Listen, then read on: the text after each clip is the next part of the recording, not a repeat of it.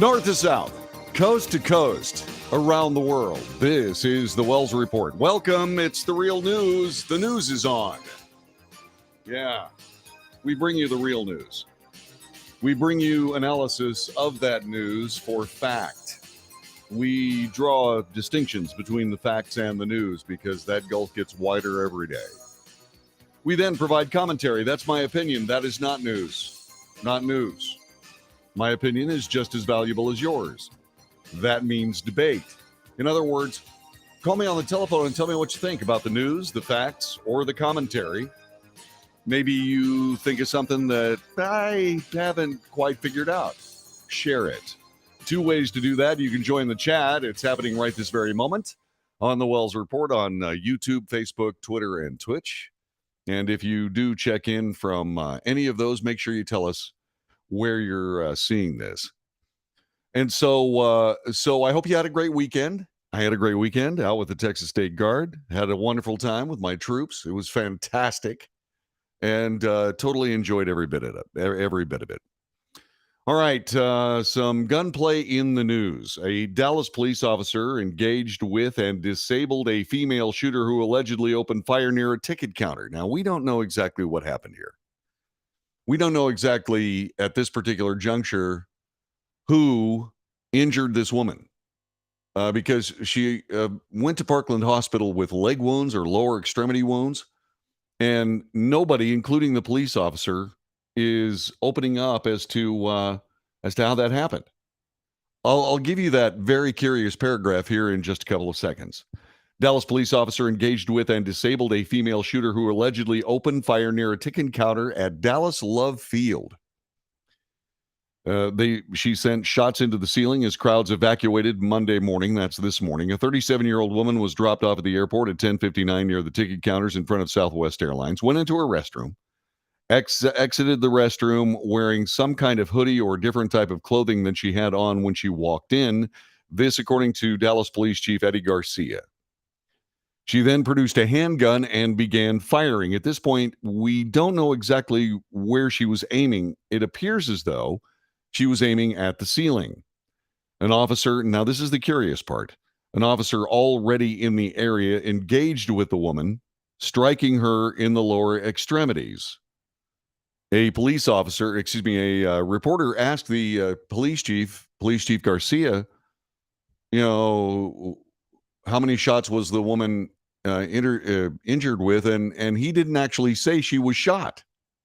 So they're still trying to come up with reporting on that. I can't explain it. I don't know what they're talking about here. It seems as though that the police officer did the right thing, drew his weapon, and shot at the woman, hitting her in the lower extremities. Now, we don't know whether that's exactly the case or not. All I can tell you is that when you're in a gunfight, you're told to hold low, and people do. And so I don't know what's happening with that. All I can tell you is the suspect was taken into custody and taken to Parkland Hospital.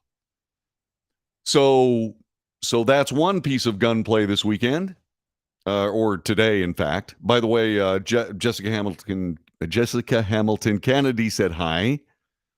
Jeff Emerson is here. I just read that California crafted a gun bill that mirrors the Texas abortion bill. Huh?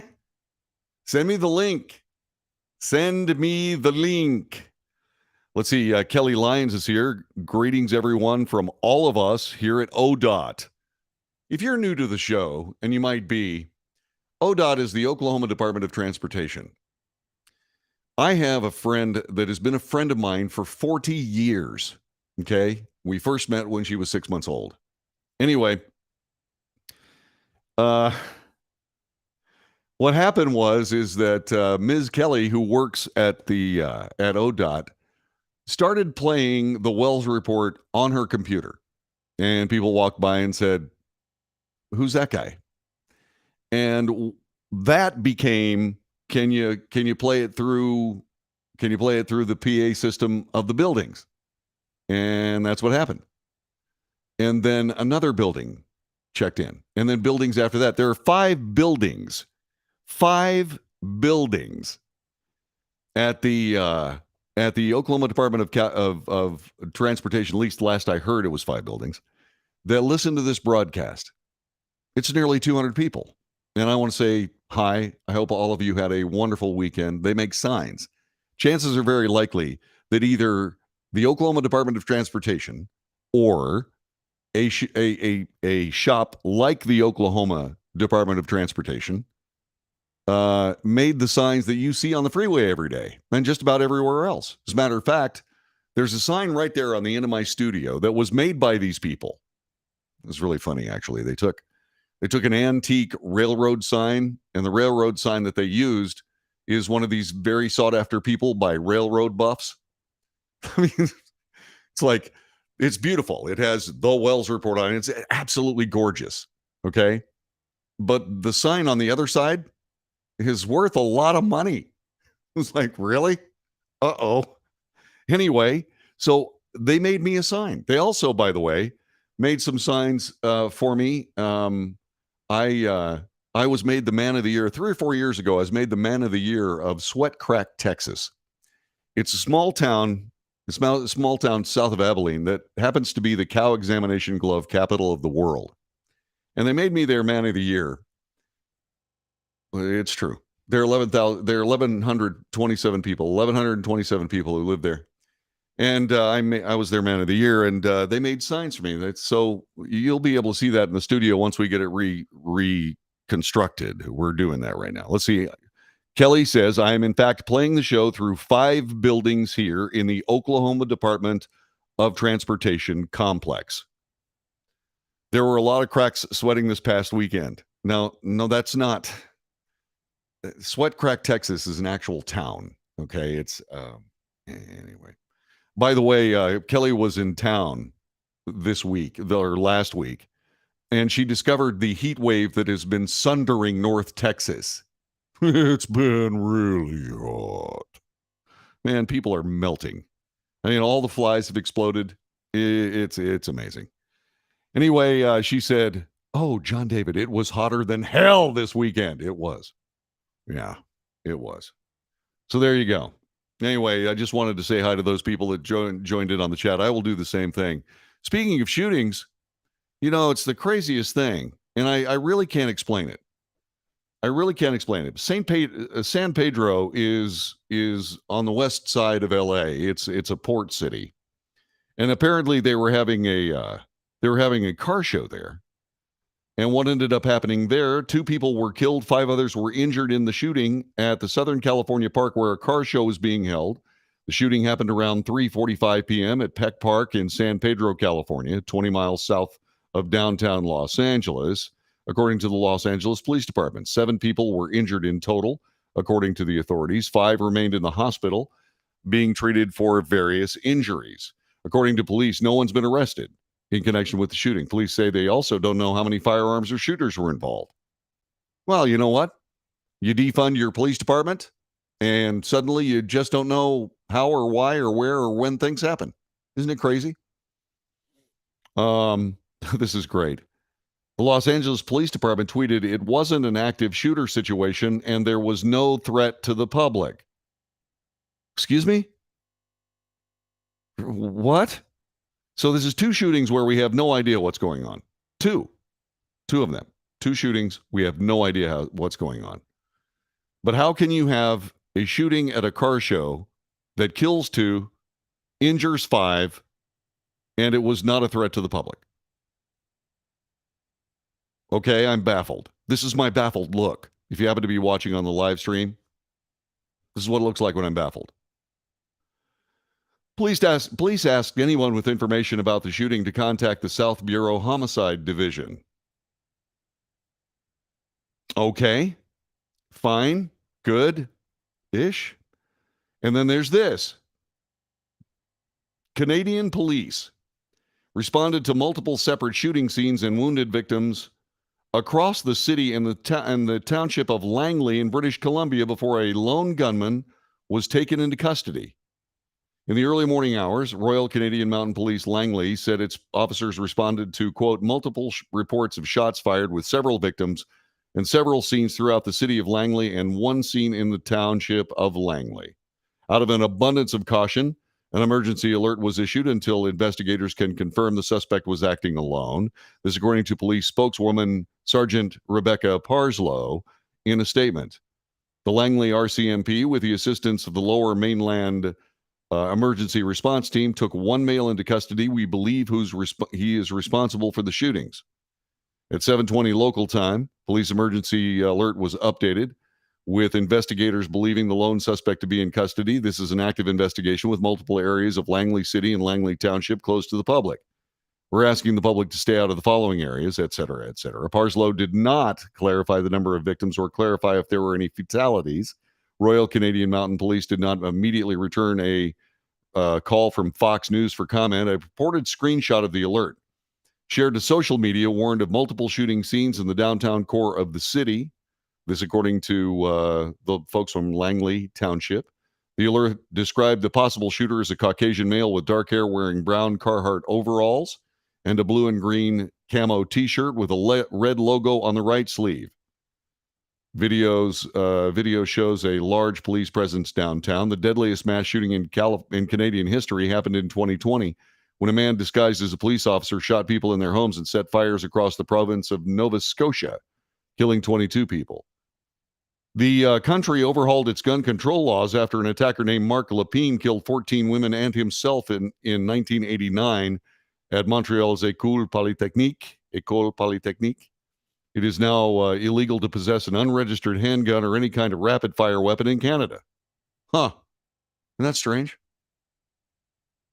So obviously, this guy who went out and killed a bunch of homeless people in Langley didn't care about the law. But the good news is, all the victims of the shooting, they complied with the law. And so we've got that to kind of hold to our bosom and keep us warm at night. Thankfully, all these people that are so much interested in gun control, they are very proud of all the people who have lost their lives or have been maimed by shooting events across the world for doing exactly what they should be doing. Being victims that can be used to leverage more gun law. Same thing in San Pedro. Thankfully, the only person that got hurt at Love Field in Dallas was the person doing the shooting. And we still don't know why or how she was actually responding or actually hurt. So we have no idea. But remember, I know you hear these stories of these massively regulated gun control states. These massively regulated gun control states having shootings. And it is perplexing to me why these criminals just ignore the law. It's almost like criminals ignore the law. Isn't it crazy? But the victims, they were following the law. Good for them. I just realized I couldn't possibly be more sarcastic on Monday than I have been just now. Maybe I should reevaluate. Or not. You're listening to the Wells Report. Our telephone number is 817-379-2172. 817-379-2172. Let's get together and let's chat things over. This is the Wells Report.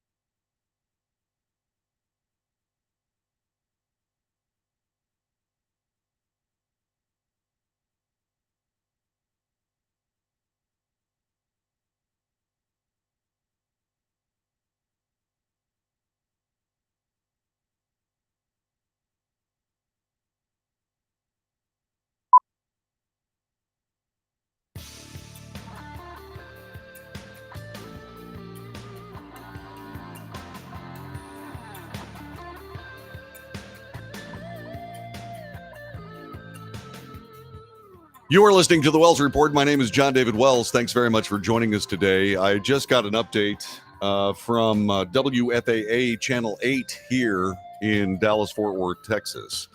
All flight operations have been suspended at Love Field. They are trying to mop up there after a gunfire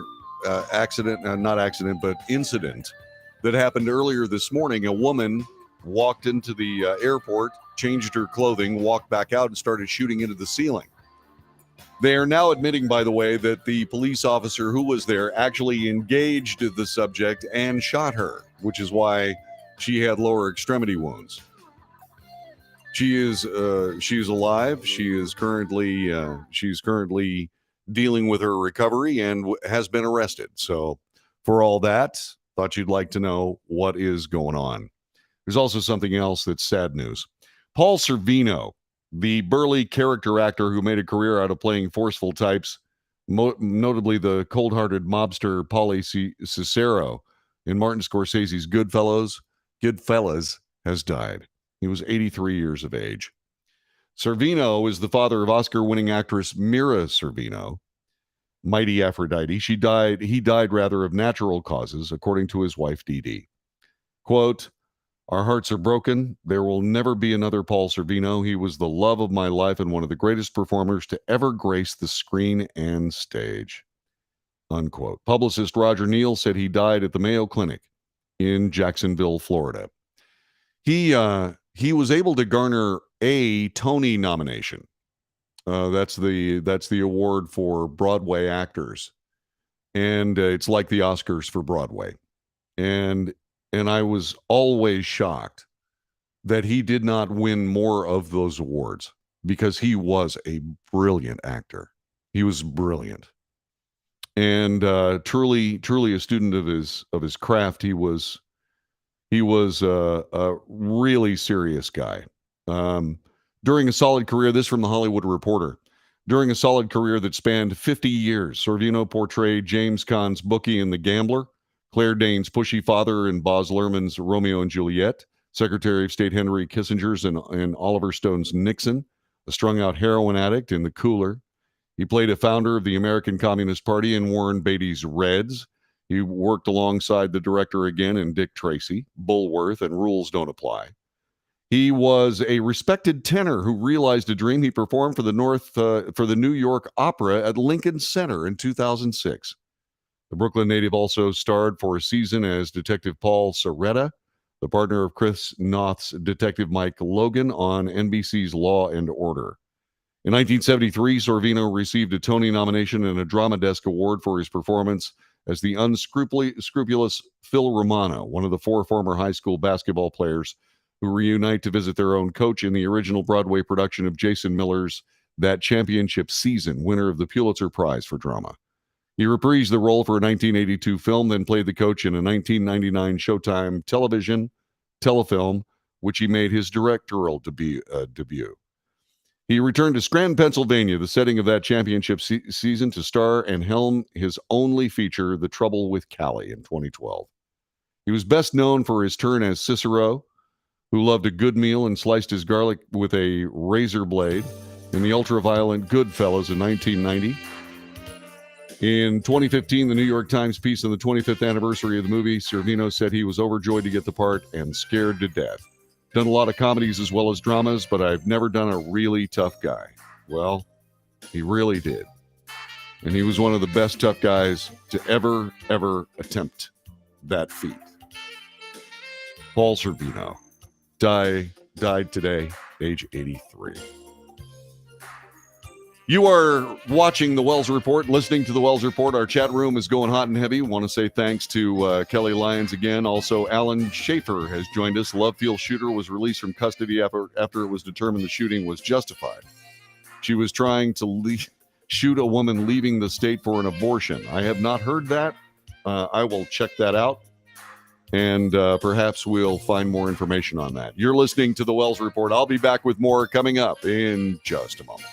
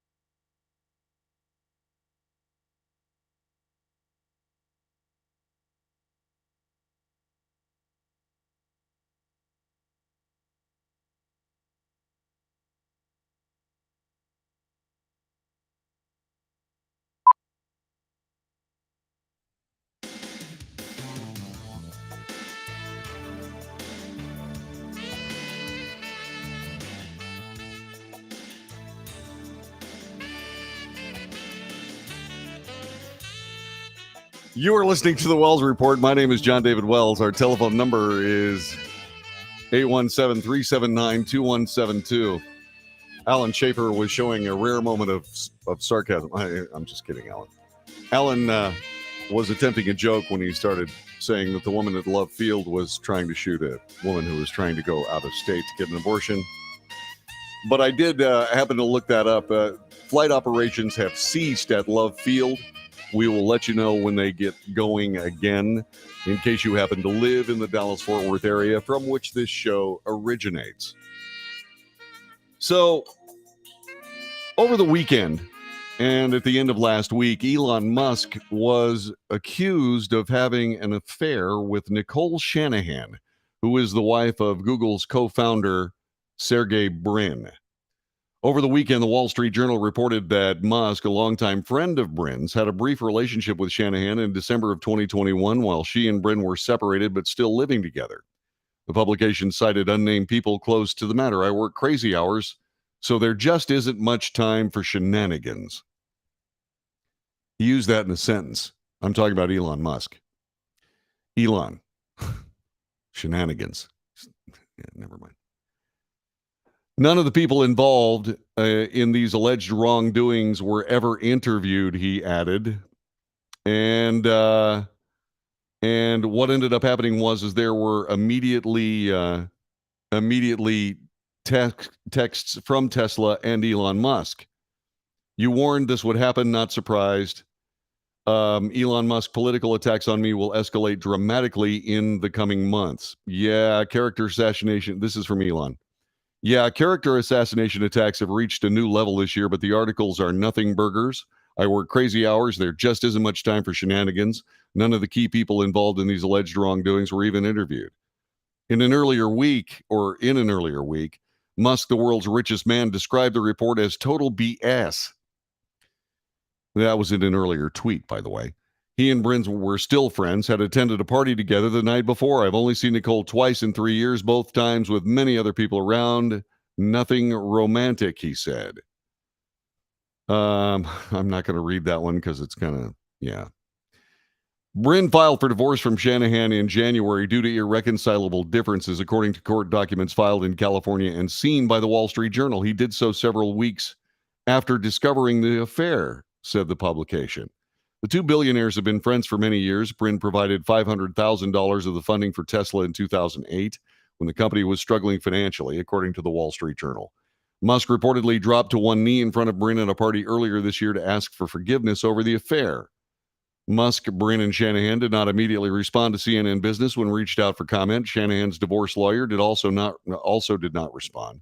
Brin stepped down as the president of Alphabet, that's Google. That's Google's parent company. In 2019, he founded the search engine in 1998 with Larry Page. Both Brin and Page continue to serve on the Alphabet board. And so there have been other things having to do with Elon Musk. The world's richest man has denied claim that he groped and exposed himself to an employee at SpaceX 6 years ago. A report in the Business Insider news outlet happened last Thursday alleged SpaceX paid the ex-flight attendant $250,000 to settle the claim. Those wild accusations are utterly untrue. Mr. Musk told the Business Insider its article was a politically motivated hit piece. The SpaceX founder suggested the piece was intended to interfere with his stalled $44 billion acquisition of Twitter and malign the recent shift in his politics. He'd used the social media site to announce he can no longer support the Democrat Party on Wednesday, saying he plans to vote for Republicans in future elections. Shares in his electric car company Tesla dropped on Friday. According to Business Insider, those will go right back up. And that's kind of strange that if indeed Democrats who were frustrated with Elon Musk would then pull their support from Tesla because he makes electric cars. It's kind of strange. I wonder why the stock price would dip. That being said, according to Business Insider, SpaceX paid the unnamed woman a severance agreement that was settled out of court, and as part of the deal, she was not allowed to sue the company or talk about the alleged incident. The magazine quotes an anonymous friend of the flight attendant who it's claimed had provided a signed declaration as part of the settlement process. The friend said Mr. Musk had exposed himself to the former employee, a cabin crew member on contract for SpaceX corporate jet fleet in 2016 while receiving a massage from her aboard his private jet. Hmm. You know, I I've had massages. I don't believe I've ever exposed myself to any of the people who have given me a massage, right? And by the way, I have to admit that I have a masseuse. I don't see men. I think I don't having men touch me is creepy. Okay? I'm sorry. But anyway, I've never exposed myself, but as in most cases of most massage, you're not wearing anything when you're getting a massage. So would it be out of the question that something like that could have happened? Probably not. But then there's this. Just thought you'd like to. I mean, okay, so anyway, the New York Post is reporting this sextortion cases against CEOs, celebrities explode. I'm going to F up your company. That's the headline. Wealthy executives, sports stars, Hollywood celebrities are increasingly turning to lawyers to help them battle sextortion plots in which young women with whom they've had sex with blackmail them for tens of thousands of dollars in exchange for their silence. Huh. High-powered attorneys in New York and Los Angeles told the Insider that their ultra-rich clientele have been retaining their services more frequently in recent years in response to these attempted shakedowns. There's been a significant increase over the past 20 years, but in the last 5 or 6 years, it seems to have exploded, said celebrity lawyer Blair Burke of the Los Angeles-based firm Tarlow and Burke PC.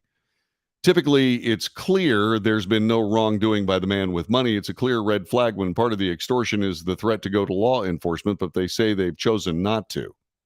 Huh. Jeremy Saland, a former Manhattan prosecutor, told the Insider that he recently represented a New York-based CEO who recently met a woman on the Sugar Daddy site seeking arrangements. You can find anything on the internet these days. Isn't it fantastic? Mm-hmm. The CEO spent $40,000 showering the young woman. Perhaps that meant showering the young woman with gifts. $40,000 shower. That's pretty expensive. Anyway, she assured him that she was of legal age when they met. After they broke up, she revealed she was, in fact, underage and threatened to name the man on social media accounts. I'm going to blow up you and your business, she texted him. The young woman threatened to go public unless the CEO, who did not know the woman's real name, paid up. If you can't get me money, I'm going to F up your whole company. And Salon, the article of this page, says it's becoming all too common. It's always the same thing. Pay me or I'm going to blow you up your marriage or your business. It's always, always a crime. You know, I got to be honest with you. I don't care. I don't care what Elon Musk does in his personal life. I don't care. I don't care because it's none of my business. Absolutely none of my business. I didn't care when Bill Clinton was doing it. I didn't care when any of these other people were involved in any of this. None of my business. It's none of our business. It has nothing to do with anything. But it is, however, a well-worn track. I didn't care when, like I said, I didn't care when Bill Clinton was accused of it. By people on my show, by the way, Jennifer Flowers. But the thing about it is that why? Donald Trump was accused of it. And that was national news all over the place. So it's national news all over the place, except if you happen to be Bill Clinton, in which case you're kind of sort of celebrated by it. I mean, like I said, it's none of our business. It has nothing to do with us. Absolutely not. And yet it's splattered all over the front page. And yes, indeed, sextortion is a thing. It's a real thing, in fact. And so Why? Why? Why is it that that suddenly means so much to so many people in the news industry? And I can't help but think it gets back to this machine ideology that if indeed you're in a situation where your politics change, in the case of Elon Musk, then maybe you're going to find yourself being fried in the media frying pan. And the thing about it is that, okay, so it's none of our business. So what if we just start ignoring it? Is there any downside to us just plain ignoring it?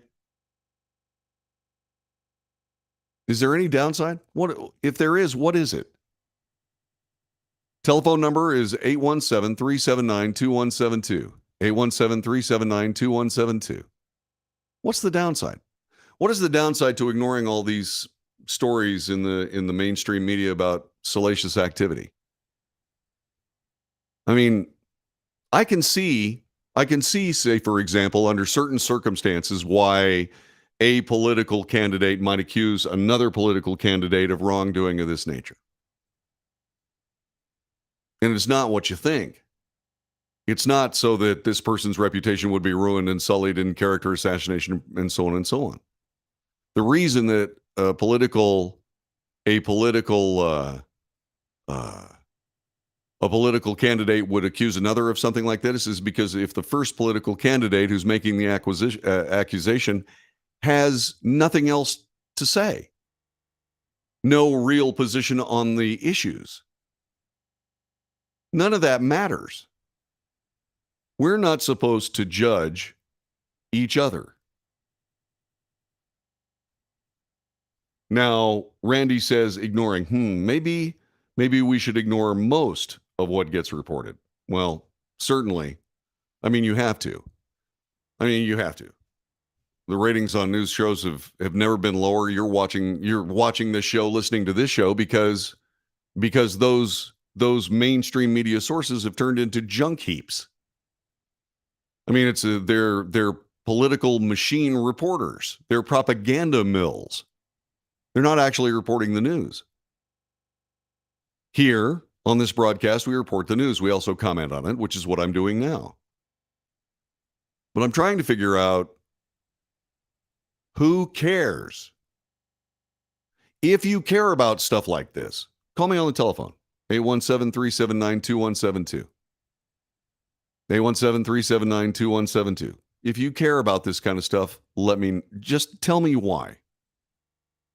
Tell me why.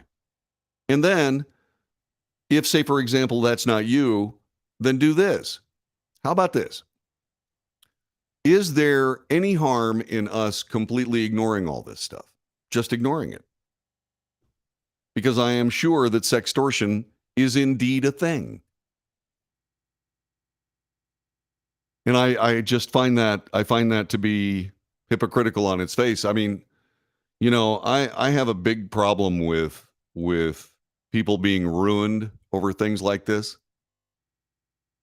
If you are so scandalized by someone's bad behavior, what do you do when you turn on a movie? I mean, our society has been saturated with this all of my life. I mean, I'm in my 20s now. I'm in my 40s. I'm in my 60s now, and maybe I'm just getting tired of it. But I just don't think this is any of our business. The society is saturated with it. A lot of the entertainment, so-called entertainment, that we amuse ourselves with is buried in this stuff. Oh, Ann asks a great question. She's asking me about Swalwell and the Chinese spy. I don't care that he was with a girl. Okay? I don't. Do I care that he was with a Chinese spy? Yes. Is there a difference? One, the Chinese spy is engaged in a professional pursuit. Okay? The other thing is, she's a Chinese spy. But if Representative Swalwell was engaged with some gal, it's none of our business. It is our business when he's dealing with a Chinese spy. That's the difference. But that's a great question. See, that is a great question.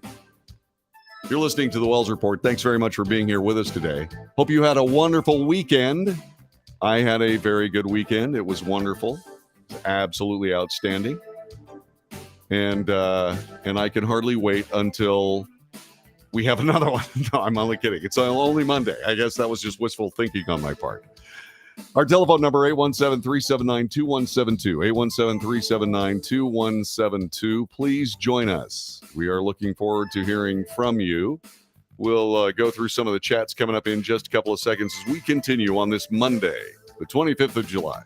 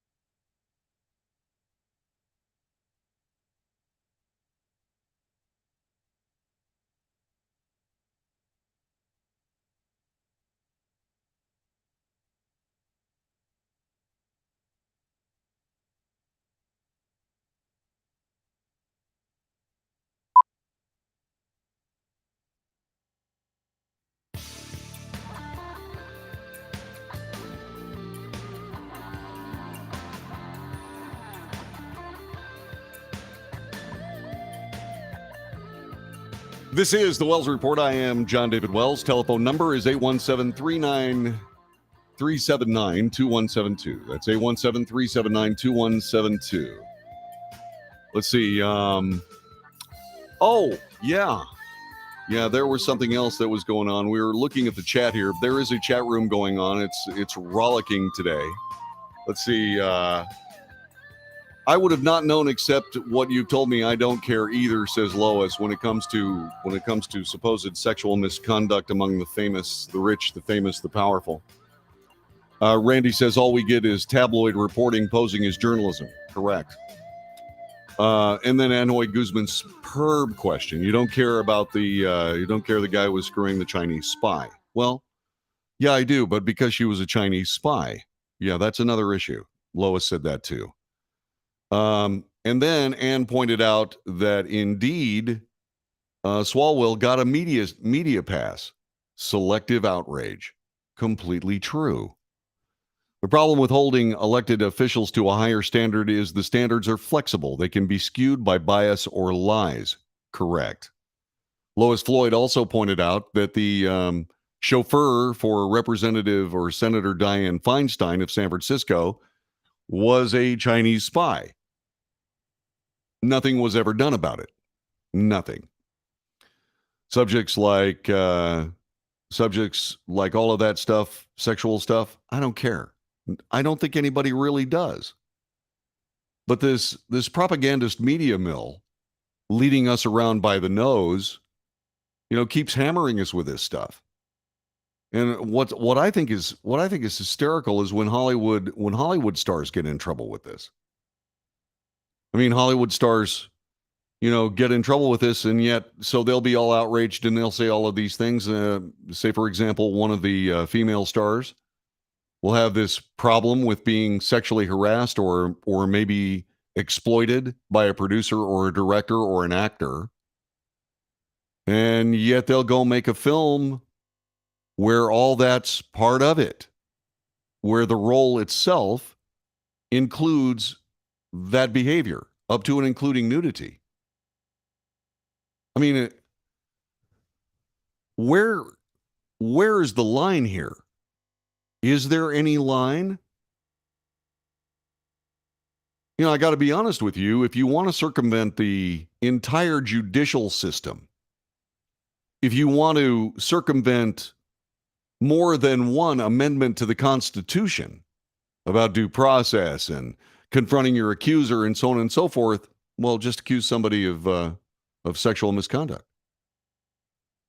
And it doesn't even have to be yesterday or the week before or the year before or whenever. It can be 25 years ago. And suddenly, those people are completely run off the road. Is anything close to real? I mean, I understand the clickiness, if you will, to coin a term, the clickiness of Hollywood. The hashtag Me Too movement, which was really kind of weird. It shows that same duplicity because another way to refer to hashtag is pound. Pound Me Too. I'm just pointing it out. I just thought you'd like to hear about that. But anyway, these people, I understand the clickiness of it, but I've never been able to get through the duality or the duplicity of being outraged about any kind of a sexual comment or what have you from someone who has done these things on film for all to see for all times and all people. I've never been able to figure that out. I'm also trying to figure out, again, I just keep trying to figure out, why in heaven's name is this a thing? Why do we hear these things about these people? Obviously, I mean, are we all in junior high? Is this really how we've devolved over the years? I mean, there's all kinds of stories of people who have notorious pasts. The most, I guess, famous one would be Bill Clinton. I mean, Bill Clinton was a player. He absolutely was. And I have noticed that even when it became obvious that he had some sort of extracurricular activity with Hillary, they're still together. They are still together. None of this actually makes any sense whatsoever to me. And I guess it only works because it works. Do you honestly believe that most Americans completely care one way or another about any of this? Do you think the actual population of America thinks anything about this? Do you actually think that anyone has made a political decision or changed their vote because of this. I'm sure that there are some voters who have changed their vote based on these kinds of unproven accusations. But do you think that's the majority? Do you think the majority cares? I don't think the majority cares. I do not care. I don't think so. Like, for example, if it came down that Joe Biden has an ongoing affair with Nancy Pelosi, okay? Oh, there's a mental image I'll never get out of my head. This is the Wells Report. See you next hour.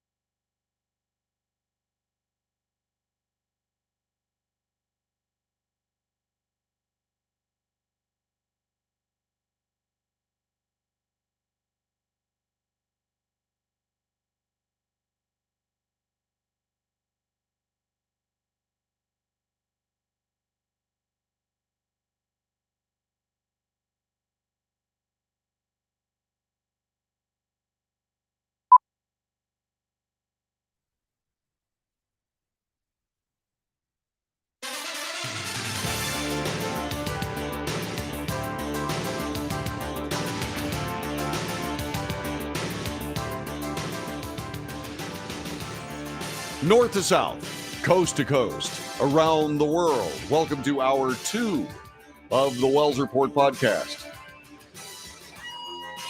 If you'd like to take part in this, stick around. I'm going to tell you how in just a couple of moments. What do? We bring you the news. We bring you the issues of the day. We analyze the news for fact. We report that.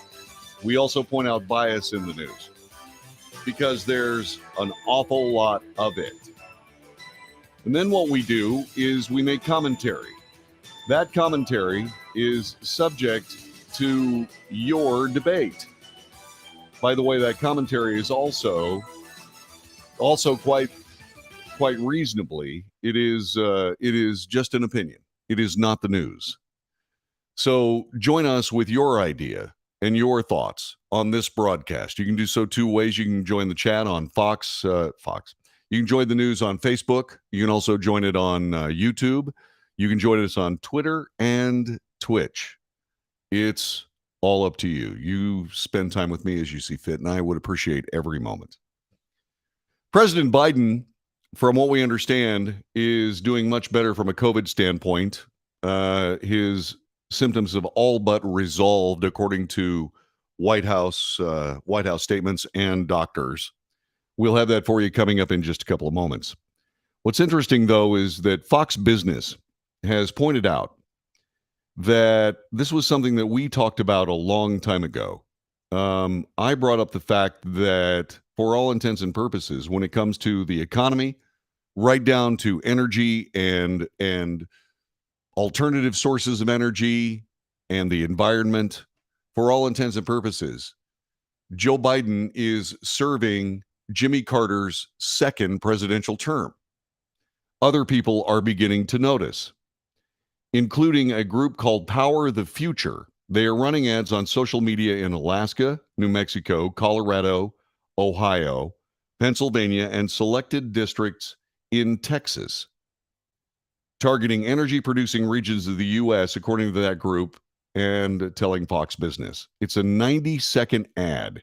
It draws a parallel between Biden and Carter's energy policies and high inflation rates that were experienced during the 2 administrations. Here is the soundtrack for that. No, that is not the soundtrack for that. Actually, the soundtrack for that is as follows. Hold on just a moment here. It was just here just a moment ago. There we go. Let me try it one more time.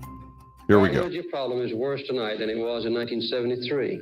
Climate change will be at the center of our national security and foreign policy. The energy crisis has not yet overwhelmed us, but it will if we do not act quickly. Well, have a transition from the oil industry, yes. To establish a strategic petroleum reserve of 1 billion barrels, more than a 6-month supply. Today, I'm authorizing the release of 1 million barrels per day for the next 6 months for the from the Strategic Petroleum Reserve.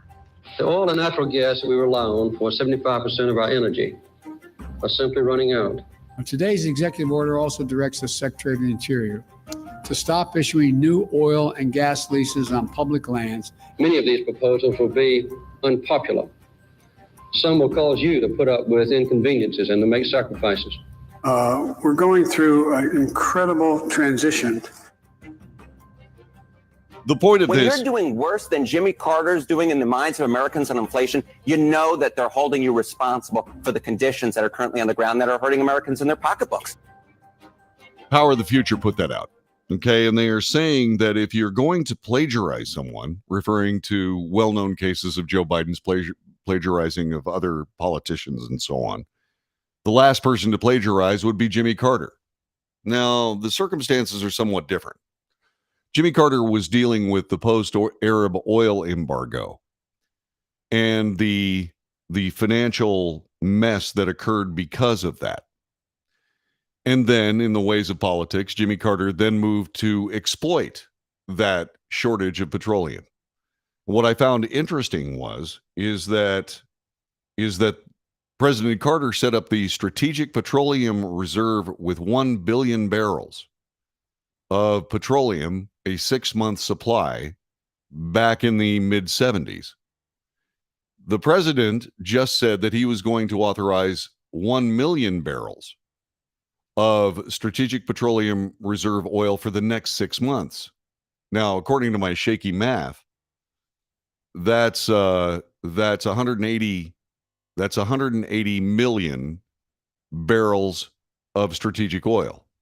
That's a lot of oil. That's a significant piece of the strategic petroleum reserve. Now, according to the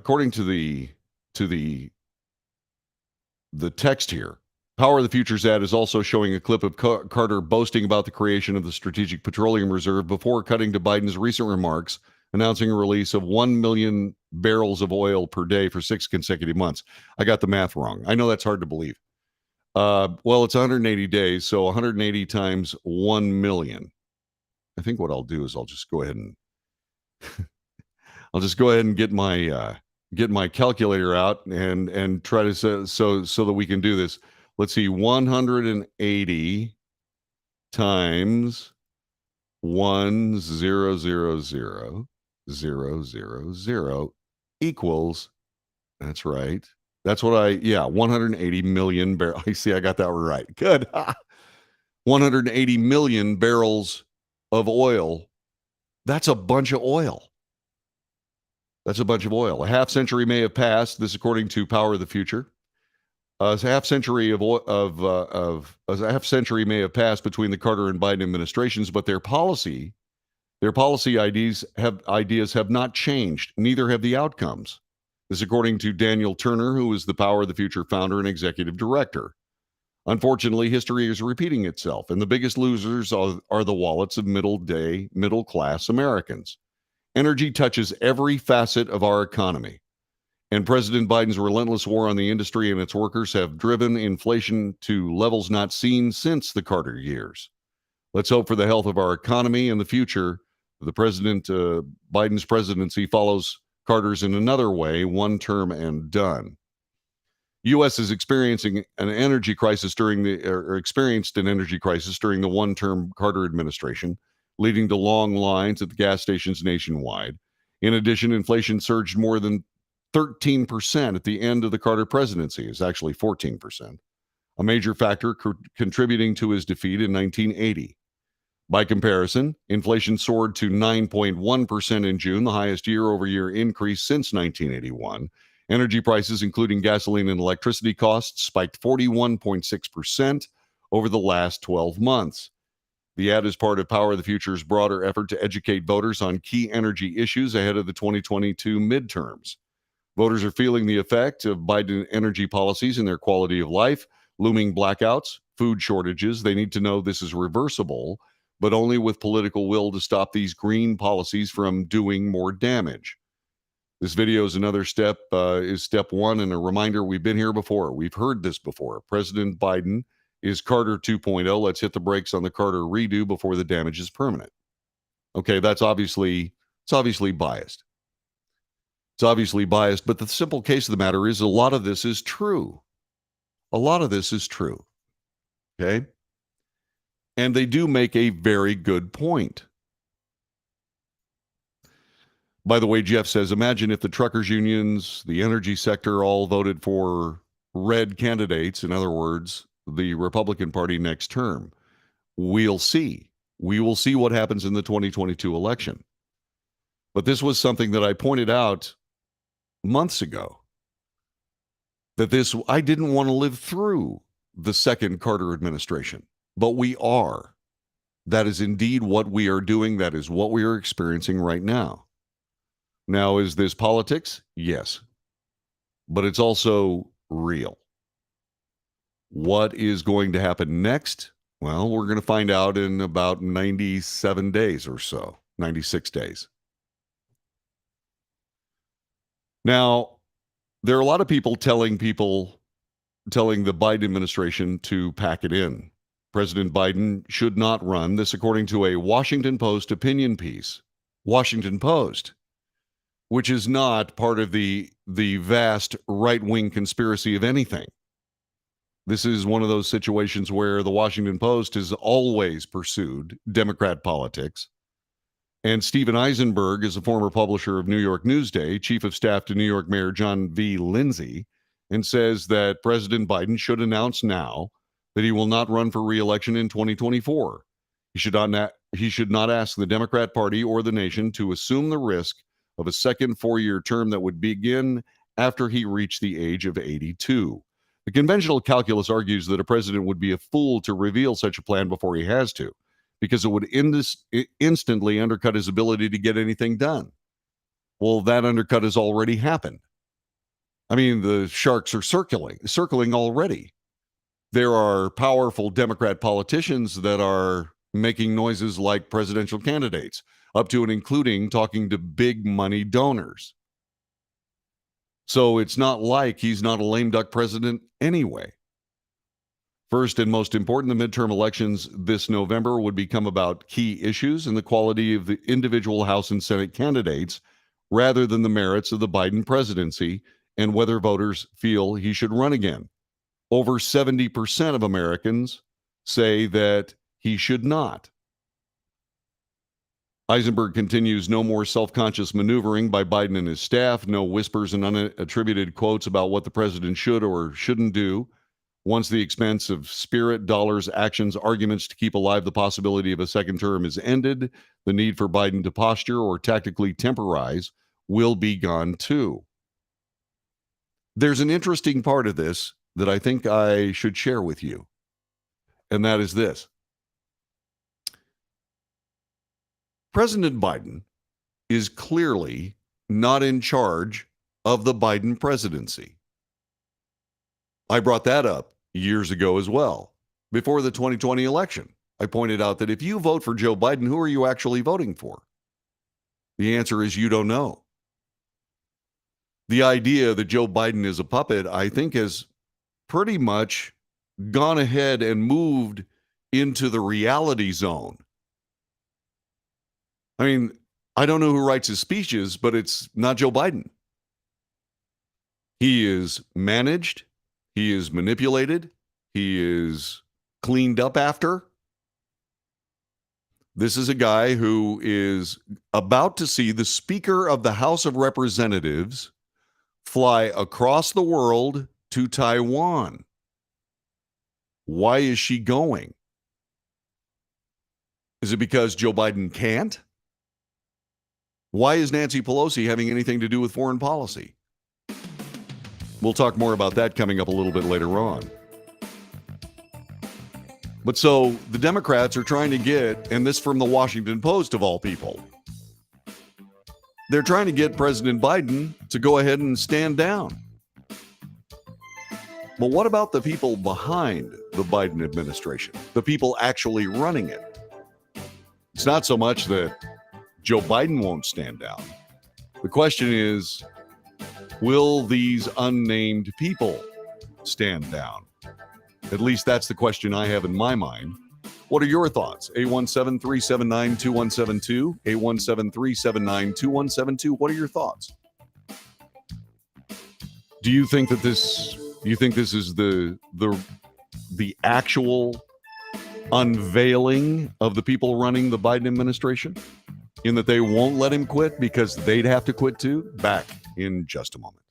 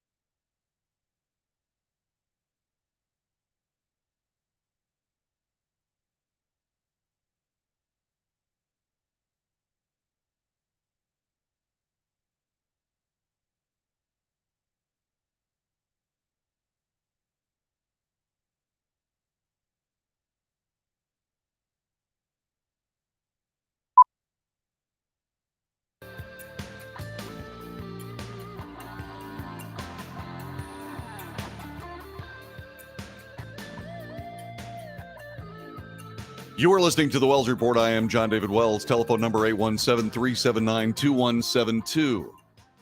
So, calls from the Washington Post and others for Joe Biden not to run in 2024. The Washington Post. But the New York Times have issued the same kinds of things. And there are all kinds of powerful Democrat politicians that are trying to supplant Joe Biden in 2024. As a matter of fact, this particular op-ed piece by Stephen Eisenberg goes on to say, yeah, if the president would step aside, it would permit him to say with absolute conviction that every ounce of his energy, focus, and political capital would be devoted to addressing the nation's immediate needs and the matters that he feels most deeply shape our future. I have an issue with that because I don't happen to think that anything that President Biden has done so far has anything to do with the nation's immediate needs and the matters that he feels most deeply to shape our future. I think this is to address the left's immediate needs and matters they feel should shape our future. That's what I believe the Biden administration is all about. Am I missing something? Am I getting something wrong? 817-379-2172.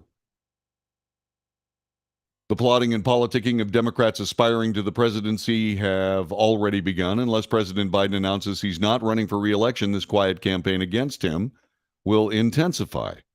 Whether it comes from people who intend to challenge Biden in the primaries in 2024 or to just flex their muscles to discourage him from running again. His low standing in the public opinion polls on job performance and desirability as the 2024 nominee are self-evident. They are low. Biden might be playing for time to avoid the consequences of being a lame duck, but that's just a misdirection ploy. It may be hurtful and unfair, but Biden has already seen by some as being a lame duck and lacking intensity, older, more frail, less persuasive, even when he says all the right things. This is how you know it's the Washington Post. What right things has he said recently? Can you think of one? Just interested. All understandable. But why stir those concerns and doubts unnecessarily by retaining the prospect of a second term? It's true that if Donald Trump were to run for the presidency again and won, he would assume the office at 78. Age, however, is far down the list of attributes that argue against his reelection. Again, from the Washington Post, pointing out that Trump's reelection is something that they consider on a regular basis, and they do. President Biden has been a stronger president than the polls suggest. This is how you know it's the Washington Post again. His convictions on guns, abortion, the Supreme Court, China, and inflation have been made with candor. See, this is where Mr. Eisenberg sort of departs from reality. Let's take a look at them. His convictions on guns, pointless, useless. Abortion, once again based on errant reporting and a willingness to tell the wrong story about the new Roe v. Wade decision. His willingness to take on China. He makes too much money from China. He's sending they've already sent 1 million barrels of oil to a company that Hunter Biden is a stockholder in. And then there's inflation. He says he has a plan. Where is it? What is it? He has inflation because of overwhelming government spending and the fact that his energy policies have pushed the price of gas to over $4.50 a gallon. And by the way, that inflation is going to get worse. I wouldn't be surprised if we beat the Carter administration 14% inflation rate. You're listening to the Wells Report. We'll be back with more coming up in just a moment.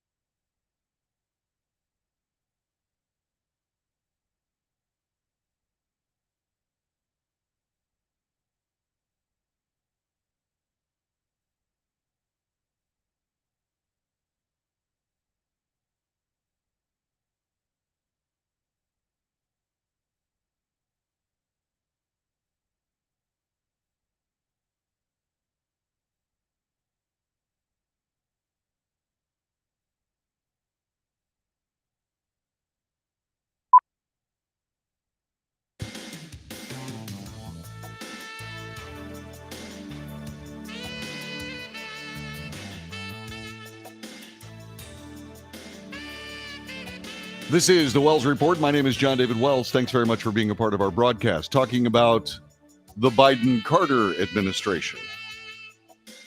I know it's supposed to be the Biden-Harris administration, but what about VP Harris? What's going on there?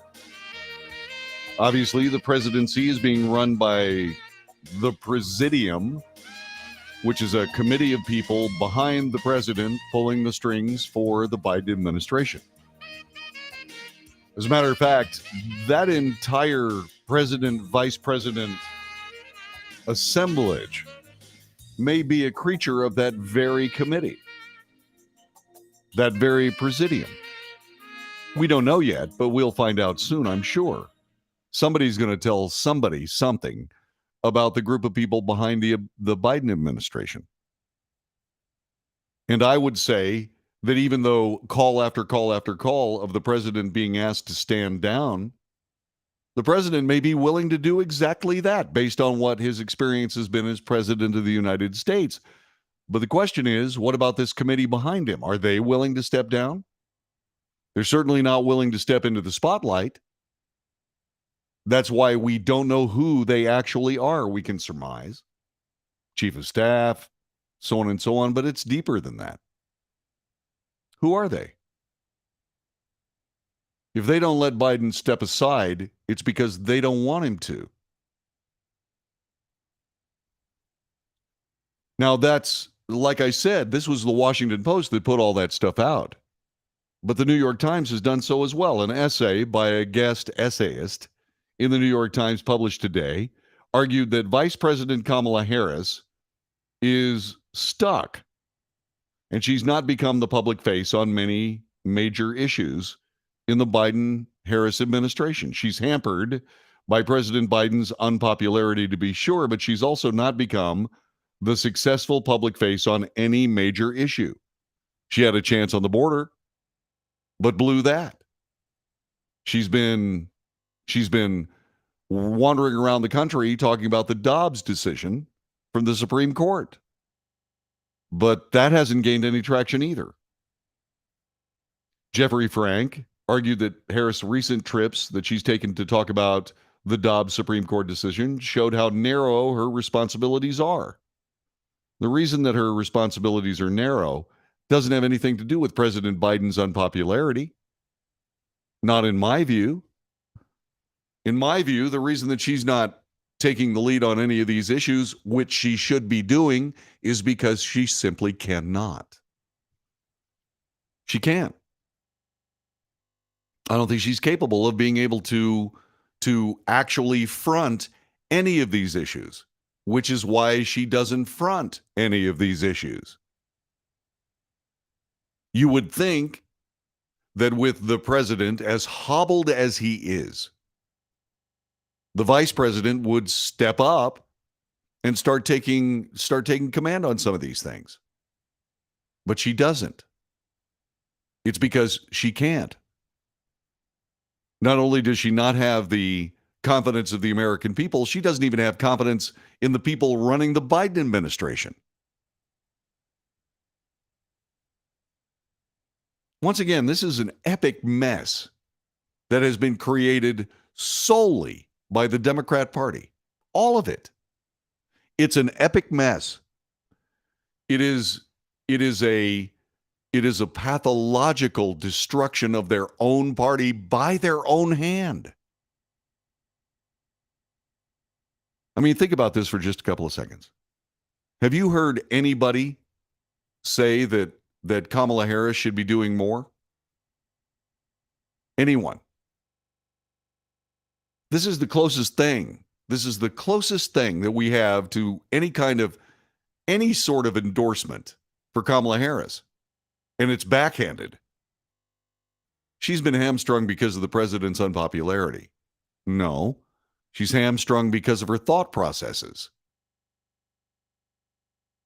Have you talked to anybody that you know, even anecdotally, have you talked to anybody you know that wants to see Kamala Harris as the next president of the United States? I have not heard a single person. Now, maybe that's just because of the company I keep. Maybe that's part of it. but I'm not exactly sure. I'm not sure that that's the case. That Ms. Harris has been stuck in a political role is troubling for anyone concerned about the stability and continuity of the executive branch, says Jeffrey Frank in his guest essay in the New York Times. That Ms. Harris has been stuck in a political role is troubling for anyone concerned about the stability and continuity of the executive branch. I think that's a fancy way of saying nobody thinks she can handle it. Harris is suspected or expected to visit Indiana to discuss a proposed abortion ban with lawmakers. But in the nearly 2 years since Mr. Biden tapped Ms. Harris as his running mate in August of 2020, we've learned that her bonds with Mr. Biden and key administration officials, the Presidium, are relatively thin. Again, I think that's judicious language for non-existent. Jeffrey Frank also wrote the vice president has been a subject of negative reporting and faces a double standard. Really? Kamala Harris faces a double standard? From who? A double standard between what and what? I think she's been handled with kid gloves by the mainstream media. Looking ahead to the midterms in 2024, as many Democrat strategists and lawmakers have expressed concern over Mr. Biden's ability to hold sway over the party, said Frank. And oh, by the way, Harris appears to be a weak heir. Yeah. As a matter of fact, she could be, that's HEIR, although I would say that descriptions of Ms. Harris as an airhead, AIR, also sort of ring true. As opposed to being the head heir of the Democrat Party, she is the airhead of the Democrat Party. Ms. Harris' absence from the executive branch as a crisis manager and shaper of policy leaves her as a fairly weak heir apparent. Democrats, if not other Americans, would benefit if Ms. Harris were able to bring a compelling and varied set of experiences and ideas from her time in the White House to a competitive Democrat presidential primary race, giving more solid choices to voters and adding substantively to the debate. Frank also said that Biden needs to fulfill an urgent obligation and further Harris's authority and education. VP Harris was asked by ABC's George Stephanopoulos in November if she felt misused by the Biden administration after a CNN report highlighted dysfunction within her office. And what did she do? She came up with one of those cackling laughs and said, "No, I don't." No, I don't. Anything else? And of course, George Stephanopoulos, who was a major Democrat politico during the Clinton years, is not somebody that's going to essentially Palinize, or maybe the more appropriate pun would be impalin Vice President Harris. And so once again, this is a self-inflicted wound. All of this self-inflicted on themselves by the Democrat Party. By the way, we had Langston, who is coming back and said slept her way to the top, proving once again that Langston, you just don't listen. I spent the first hour of this podcast talking about how any of that particular reporting on people's personal comportment, personal behavior outside of politics is none of our business. You need to pay attention. You're not. However, an airhead? Yeah, I think there's a real problem there. I do. Notice I didn't say it as a laugh. I'm serious about it. And since you're on the other side of the coin, let's talk about this. Langston, what have you heard? Give me an example of very effective politicking by Vice President Harris. Give me one example. Yes, I know she's a college grad. Yes, I know. But give me an example of her effective politics. Any effective policy that has been either handled by Vice President Harris or created by Vice President Harris?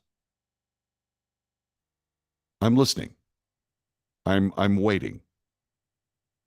Because I can't think of a single one. And who's on the bench? Who is on the bench? Give me one example, effective policy of any vice president has implemented. Okay, all right. I disagree with it vehemently, but as a senator of the United States, Joe Biden came up with the assault weapons ban. It was effective. It actually worked. It actually worked. And I have said on this broadcast that Joe Biden was perhaps one of the best vice presidents any president ever had, because he could be used as somebody to support the president. And he did brilliantly. He should have retired after that. Should have retired. Joe Biden was an incredibly effective vice president. He does not have an incredibly effective vice president. You could send Joe Biden out to handle things. You could. Mike Pence was another great vice president, although you have to keep something in mind. Vice President Mike Pence represented the interests of the Republican Party in the Trump administration. President Trump didn't do that as much. Mike Pence was somebody that was a political pro that would help with Donald Trump. And I thought that he was also very effective, but not as good as Joe Biden was for Barack Obama. Because, again, Mike Pence had his own ideas. Joe Biden didn't necessarily have a whole bunch of ideas, but was a superb supporter of the president and his best surrogate. Mike Pence was also a great surrogate for the president. Is Kamala Harris a great surrogate for President Biden? Yes or no? Yes or no? The answer is no. Not a great surrogate for the President of the United States, and the Vice President should be.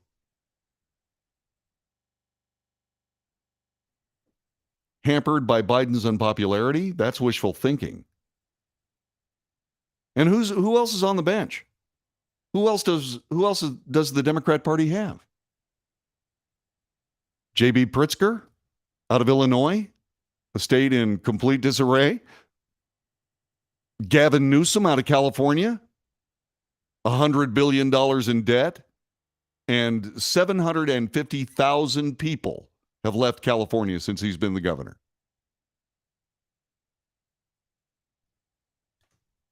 Who else? Who else is out there in the Democrat Party? As a matter of fact, I have an answer. The answer is Tulsi Gabbard, even Joe Manchin. If those two would get together for the 2024 Democrat presidential ticket, if they were able to get together, the Republicans might have a problem in 2024. Because neither of those people are leftist crazies that want to turn the country into a leftist politician's playground. They're actual Democrats. But those aren't the people we're seeing. We're seeing Bernie maybe again, Hillary maybe again, Elizabeth Warren. Talk about a political chameleon. And she's got too bad of an attitude to listen to anybody else. She believes she's the smartest person in any room that she's in. So what is it? What is it? President Biden's COVID-19 symptoms almost completely resolved, according to the White House physician. At this point, Biden is only reporting residual nasal congestion, minimal hoarseness, according to Kevin O'Connor, the physician to the president, in a letter. The president's symptoms have steadily improved each day since he tested positive. His pulse, blood pressure, respiratory rate, temperature remain absolutely normal. That's funny. I was listening to that. I was reading that earlier today, and I said, absolutely normal. How about just normal? You don't need absolutely there. You don't need to aggrandize the president's body temperature. You don't. The president continues to tolerate treatment well. He will continue Paxlovid as planned. He's experiencing no shortness of breath. He remains in isolation at the White House. He completed his 4th full day of Paxlovid, an antiviral for the contagious disease. O'Connor said Biden will also continue taking a low-dose aspirin as an alternative to his blood thinner. Biden told reporters after holding a virtual event at the White House that I'm feeling great. I've had 2 full nights of sleep all the way through. Good deal.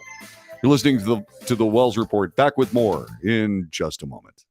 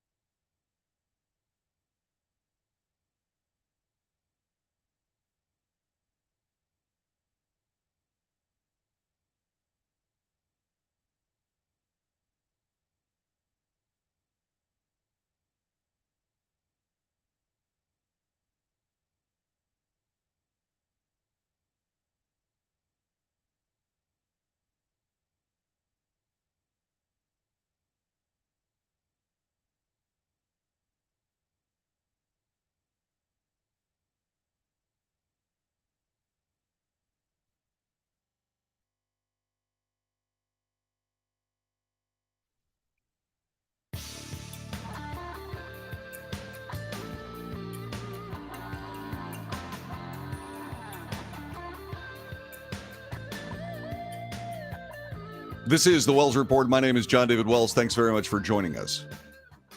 What's interesting when you do this job is that you expose yourself to all the news of the day from local, national, even international sources. And what's fascinating to me is that based on our experience anecdotally about the way politics are being handled in the United States, going back, let's go all the way back through the Obama administration. We have been conditioned to think certain things. I want you to listen carefully to this story. I want you to listen carefully to this story about a major political official. Joe Manchin tests positive for COVID-19. Joe Manchin, the Democrat from West Virginia, tested positive for COVID-19 on Monday, according to Fox News. Manchin announced he tested positive this morning, clarifying he's both fully vaccinated and boosted. He says he is experiencing only mild symptoms. This morning, I tested positive for COVID-19. I'm fully vaccinated and boosted, and am experiencing mild symptoms. I will isolate and follow CDC guidelines as I continue to work remotely to help serve West Virginians. By the way, he is not the only top-level Democrat to have the virus. As you know, President Biden has had it. Also, Nancy Pelosi has had it. Even Anthony Fauci has had it. But what I want to ask you is this. When you think about Joe Manchin coming down with COVID-19, what goes through your mind? What goes through your mind right now? Join me on chat. Tell me what goes through your mind. Telephone number, 817-379-2172. Tell me what's going through your mind right now when you hear that Joe Manchin tests positive for COVID-19. Just tell me what it is. What went through your mind? For me, it was concern. Concern for his future. I have to admit I had the same concern about Joe Biden when I heard that he had come down with COVID-19. I feel the same way about Joe Manchin coming down with COVID-19. Randy touches on it. He says they want him out. Yeah. So what goes through your mind? What goes through your mind when you hear that either Joe Biden or Joe Manchin have come down with COVID? I worry about his life. I do. And you're saying, John, that's ridiculous. It's sophistry. That's craziness. What do you mean? Here's what I mean. Conservative justices of the United States Supreme Court banded together to right, which was a Supreme Court wrong that happened in 1973, the original Roe v. Wade decision. What they did is they pointed out the Supreme Court made mistakes, made a huge mistake with Roe v. Wade to begin with. It altered society. It was a decision that altered society and was turned into something that it was not even then. Talk about it's the mother. If, of course, you can be a mother in the Roe v. Wade world, the original decision, it is the mother of all unintended consequences.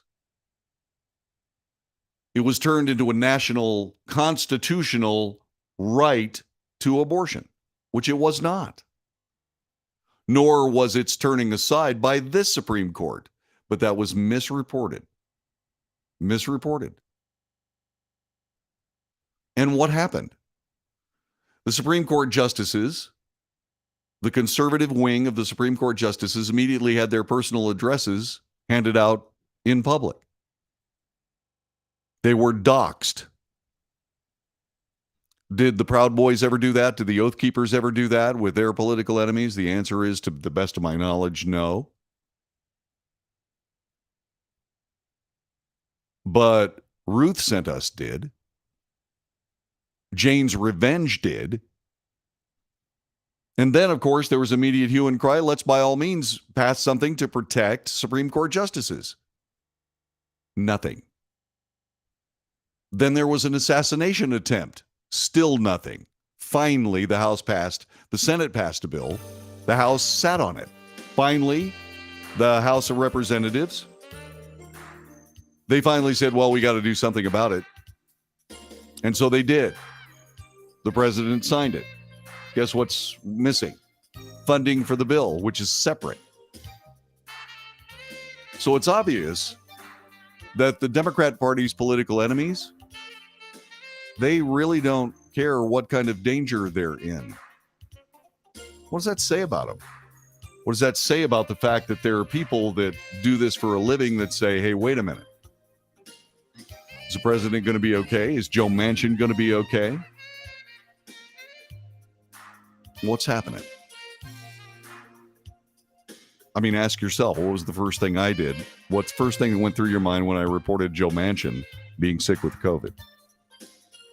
You're listening to the Wells Report. I am John David Wells. We'll be back with hour number 3 in just a moment. Thanks for joining us. And hello, Eric Manley Man. How you doing, stud? Good to see you, brother. Give me a buzz when you get a chance.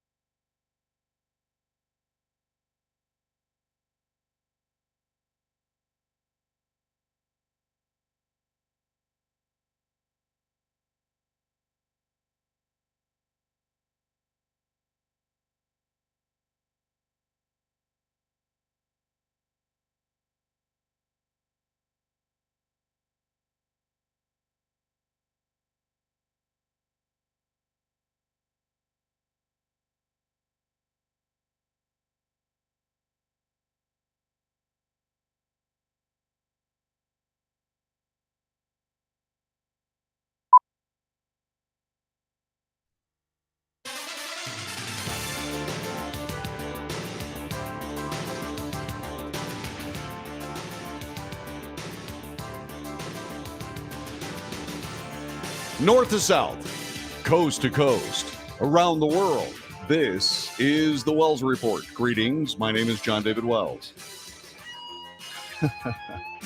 Telephone number is 817-379-2172. Keep that number in mind. If you have something you'd like to say, call. Love to hear from you. We bring you the news, the real news. We analyze the news for fact. We also point out bias. And then I make commentary. That's not the news. People who sit in these particular seats and give you the news and then opine, thinking that their opinion is news, pervasive in the mainstream media, that's not what we do here. My opinion is not the news. Not at all. It's just as valuable as your opinion. Share it. 817-379-2172. You can also take part in the chat. Lots of friends come out and say, hey, what's going on? My friend Eric Mann is here. Hello, my friend. Good to have you here. Good to have you back. So what's the deal? Podcast or radio or both? Well, this is a radio-friendly podcast. So yeah, both. That's what we do. Radio stations around the country can certainly use this as they see fit.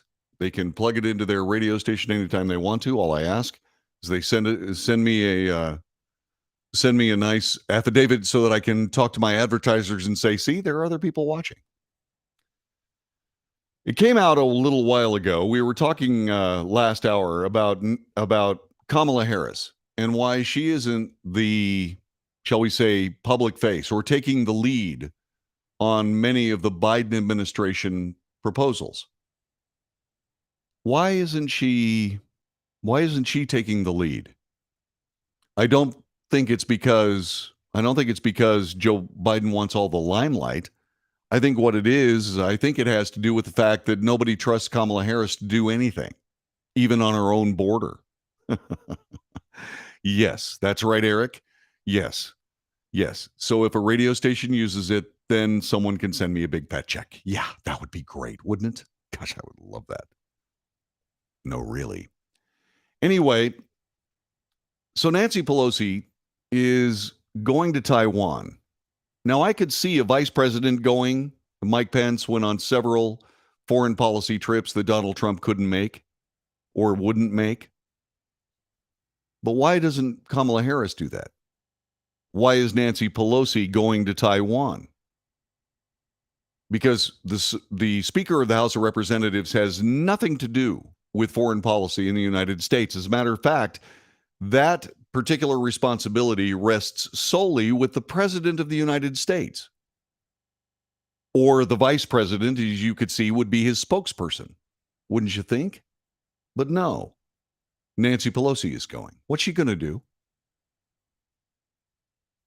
Obviously, Taiwan is a major U.S. ally that has been compromised by the People's Republic of China, because the People's Republic of China, they don't like the fact that there is a United States client state just across the Straits of Taiwan from them.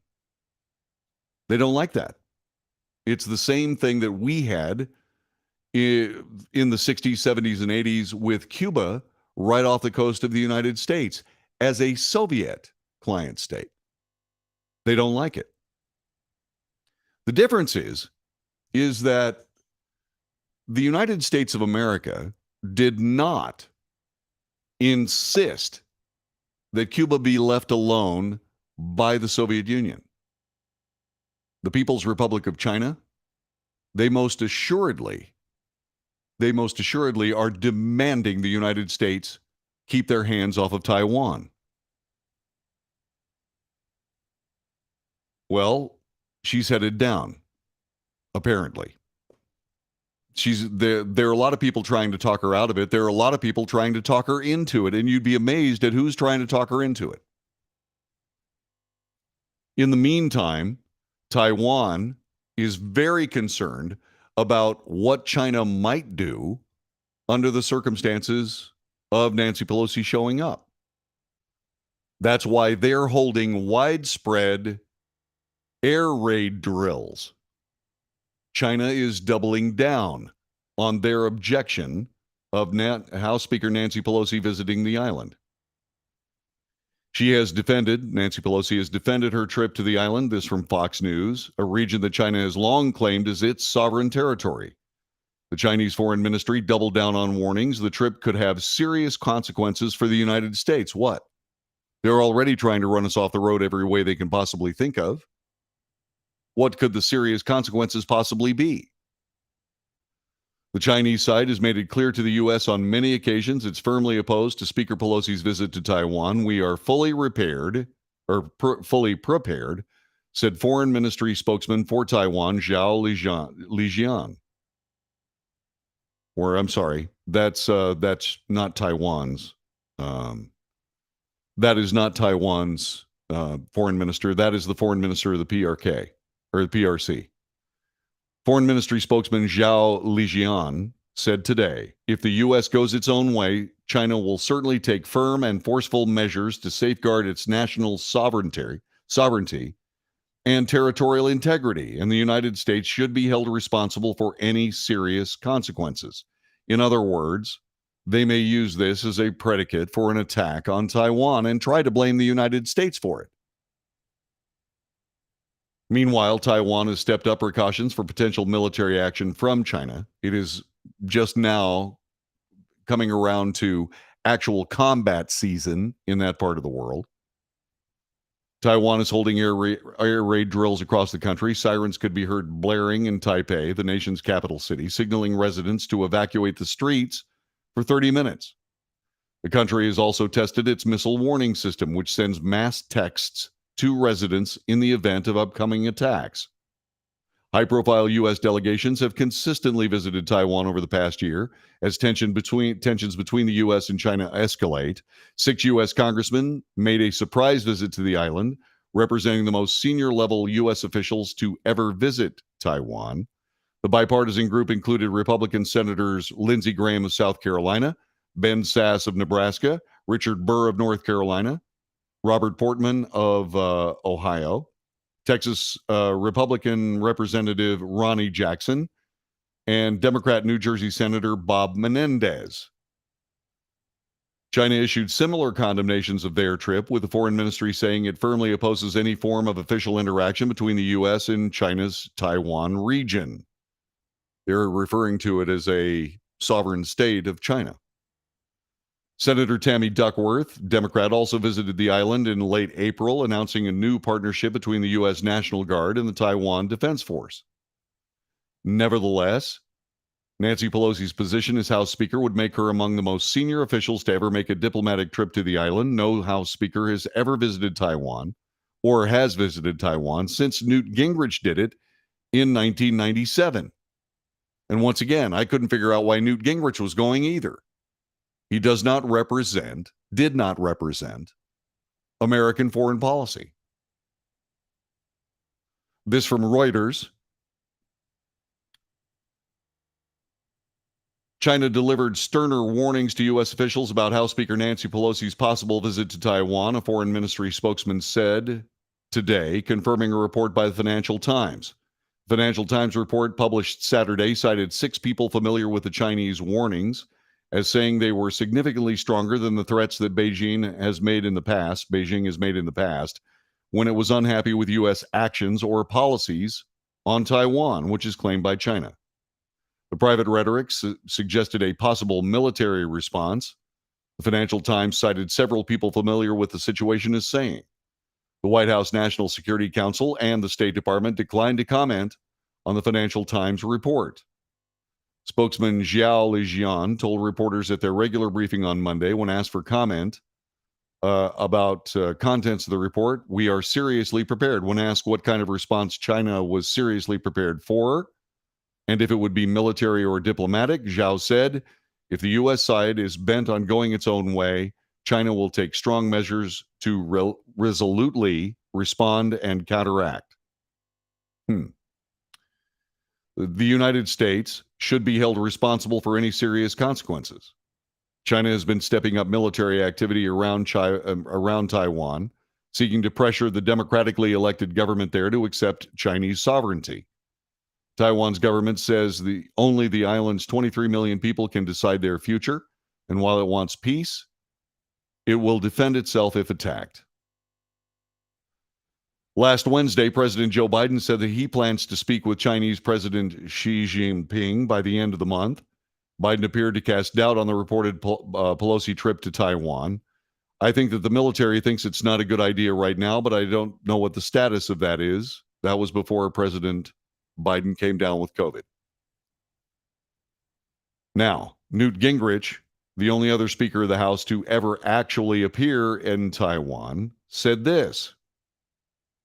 Fox News contributor Newt Gingrich told Fox and Friends that the House Speaker, Nancy Pelosi, should tell the Biden administration officials from the Pentagon and State Department to shut up as she heads to Taiwan in spite of warnings from China. Gingrich, who visited Taiwan in 1997 when he was Speaker of the House, again, I don't know why, said Pelosi and the administration cannot allow China to dictate U.S. foreign policy. Gingrich went on to say this. It's exactly the kind of confusion that enabled Vladimir Putin to mislead himself about Ukraine. We need to be very, very clear. And this is part of why we had a lot of tension in 1996-97. President Clinton and I collaborated on trying to send very strong signals, including putting American aircraft carriers in the Taiwan Strait. So I would say she absolutely has to go now. Surprisingly. She cannot allow the Chinese communist dictatorship to think that it can bully the American Speaker of the House. And frankly, she ought to tell the Pentagon and the State Department to shut up. They're always timid. They're always risk averse. And they don't get it. It's very important to show strength. So the Chinese communists understand that we're real and we're not, just as Mao called us, a paper tiger. I can't understand for any reason whatsoever why China hasn't already acted when it came to Taiwan. After it became obvious that President Biden was, shall we say, ineffective as a world leader. There's no reason for them to stop, just as there was no reason for Vladimir Putin to invade Ukraine. There was nothing stopping him, nothing stopping China. There's nothing stopping them. The United States has embarrassingly held Taiwan at arm's length for decades. That started all the way back when China was admitted to the United Nations. And in order for them to be admitted, they first had to kick out Taiwan. Which was when I started realizing, I'm awfully sure that Taiwan has got to feel pretty nervous because the official United States response is timid, still to this day. Why wouldn't the Chinese Communist government act? There's no reason, none, why they should not, if that is what they believe they should do. And I can't believe that that wouldn't be the case. So there is bipartisan support for Nancy Pelosi's trip, something I find surprising. I don't understand. Maybe it's because the president can't go and somebody from American politics should. That could be it. We'll talk more in a moment. This is the Wells Report.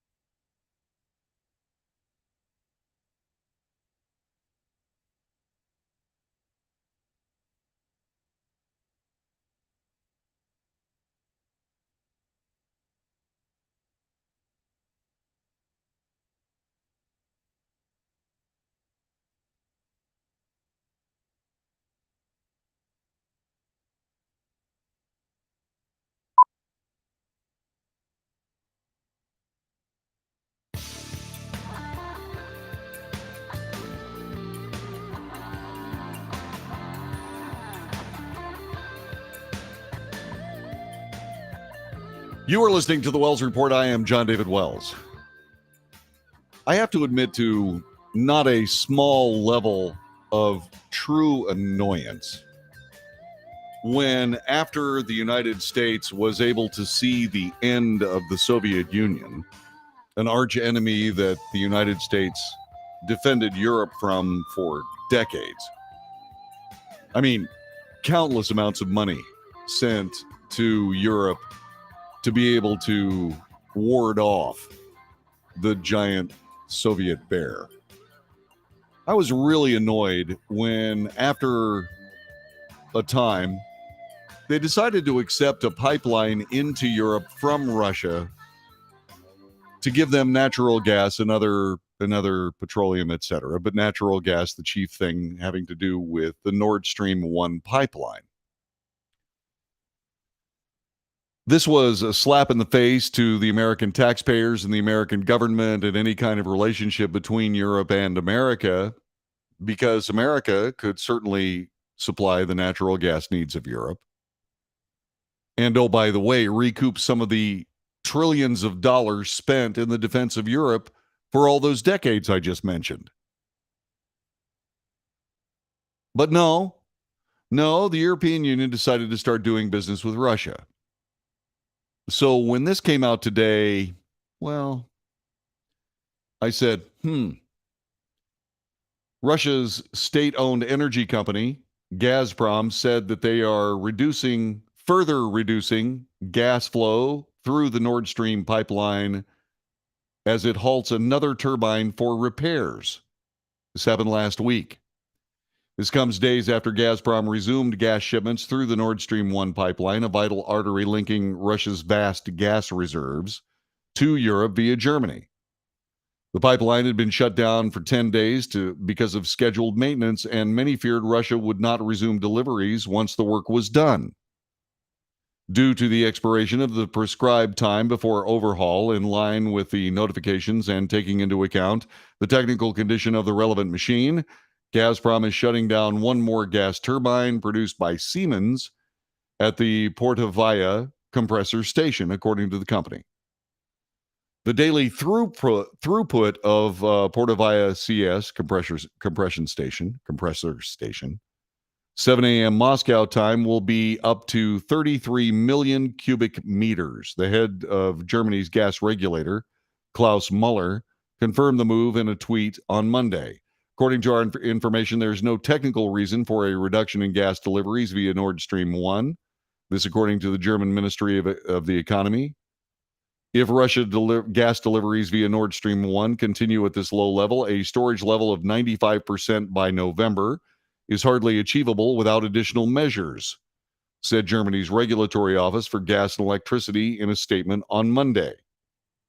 If someone who was pro-American and moreover pro-American energy was running the United States of America, the United States of America would be immediately pursuing an export deal of American natural gas to Europe immediately.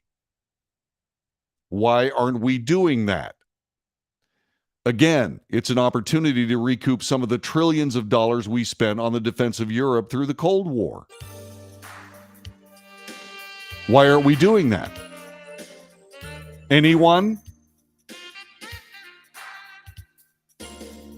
By the way, Germany's current total gas inventories are at 65.9%. Winter is coming. They're going to need that natural gas. What's Russia doing? Easy. Punishing Europe for taking part in economic, financial sanctions against them because of the Ukraine mess. That's what's happening. Do I care? Well, yeah, I care peripherally. But am I partially pleased that there's a mess going on for Europe in this? I'm afraid so. That's what we call Schadenfreude. Maybe the Germans will understand. This is the Wells Report. Back in a moment.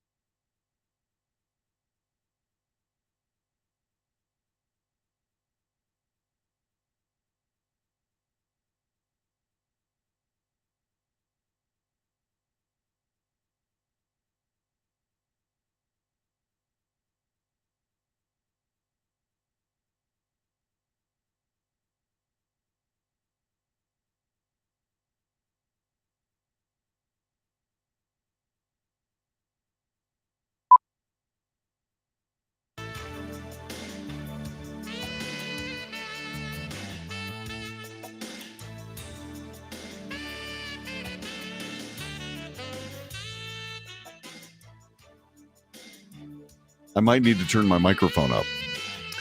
You're listening to the Wells Report. I am John David Wells. Telephone number 817-379-2172. Sociopath. A person with a personality disorder manifesting itself in extreme antisocial attitudes and behavior and a lack of conscience. I have attributed sociopathy to American politics. I've done it for a long time. As a matter of fact, I refer to an awful lot of people who are essentially either ex-politicians or current politicians that can only see what they can see, only caring about what they know regardless of the cost to others. Antisocial behavior, which is strange because a lot of these people that display such behavior are socialists. Anyway, that's one of the vagaries of American English. There are all kinds of political sociopaths everywhere. And it's really hard to deal with, especially people that have been victimized by sociopaths and psychopaths, usually more charming, usually more manipulative than sociopaths, lead a semblance of a normal life. I was married to one. Not now, but then. Al Gore, former vice president of the United States, compared climate deniers to the botched law enforcement response in Uvalde, Texas. 19 kids, 2 teachers, gone. Former Vice President Al Gore made a stunning comparison, saying climate change skeptics are similar to the law enforcement officers who botched the response to the mass school shooting in Uvalde, Texas. All Al Gore is a representative of a worldwide political cabal to try to convince all of us that warm weather is the end of the planet. Climate deniers are really in some ways similar to all of those almost 400 law enforcement officers in Uvalde, Texas, who were waiting outside an unlocked door while the children were being massacred, he said during Meet the Press on Sunday.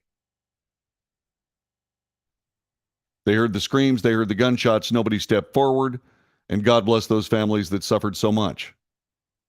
Law enforcement officers tell us that that's not typical of what law enforcement actually does. And confronted with this global emergency, what we're doing with our inaction and failing to walk through the door and stop the killing is not typical of what we are capable of as human beings. We do have the solutions, and I think these extreme events are getting steadily worse and more severe that are really beginning to change minds. You've been talking about this since you left office, sir. It hasn't happened. None of it has. We're right in the middle of a heat wave in the middle of summer in Texas. It's been hot as blazes around here. It truly has. But has it killed anyone? The answer is no. It hasn't killed anyone. At least so far. Because we're kind of used to it around here. We sort of know how to live properly around here when it comes to hot weather. You know, I find it fascinating. That these people, these are the same people, just like Al Gore, the same kinds of people that want you to use less electricity. Unless, of course, it's for your electric car. You know, they'll try to tell you to turn your air conditioning up. What for? Well, because you're using too much electricity, you electricity hog. Excuse me? But you want me to go buy an electric car? These are the same people. These are the same people that say you've got to reduce your carbon footprint and fly around in private planes their whole lives. That's what he does. He insists that addressing climate change is not a partisan issue, but that the U.S., like the Uvalde response, is failing to act.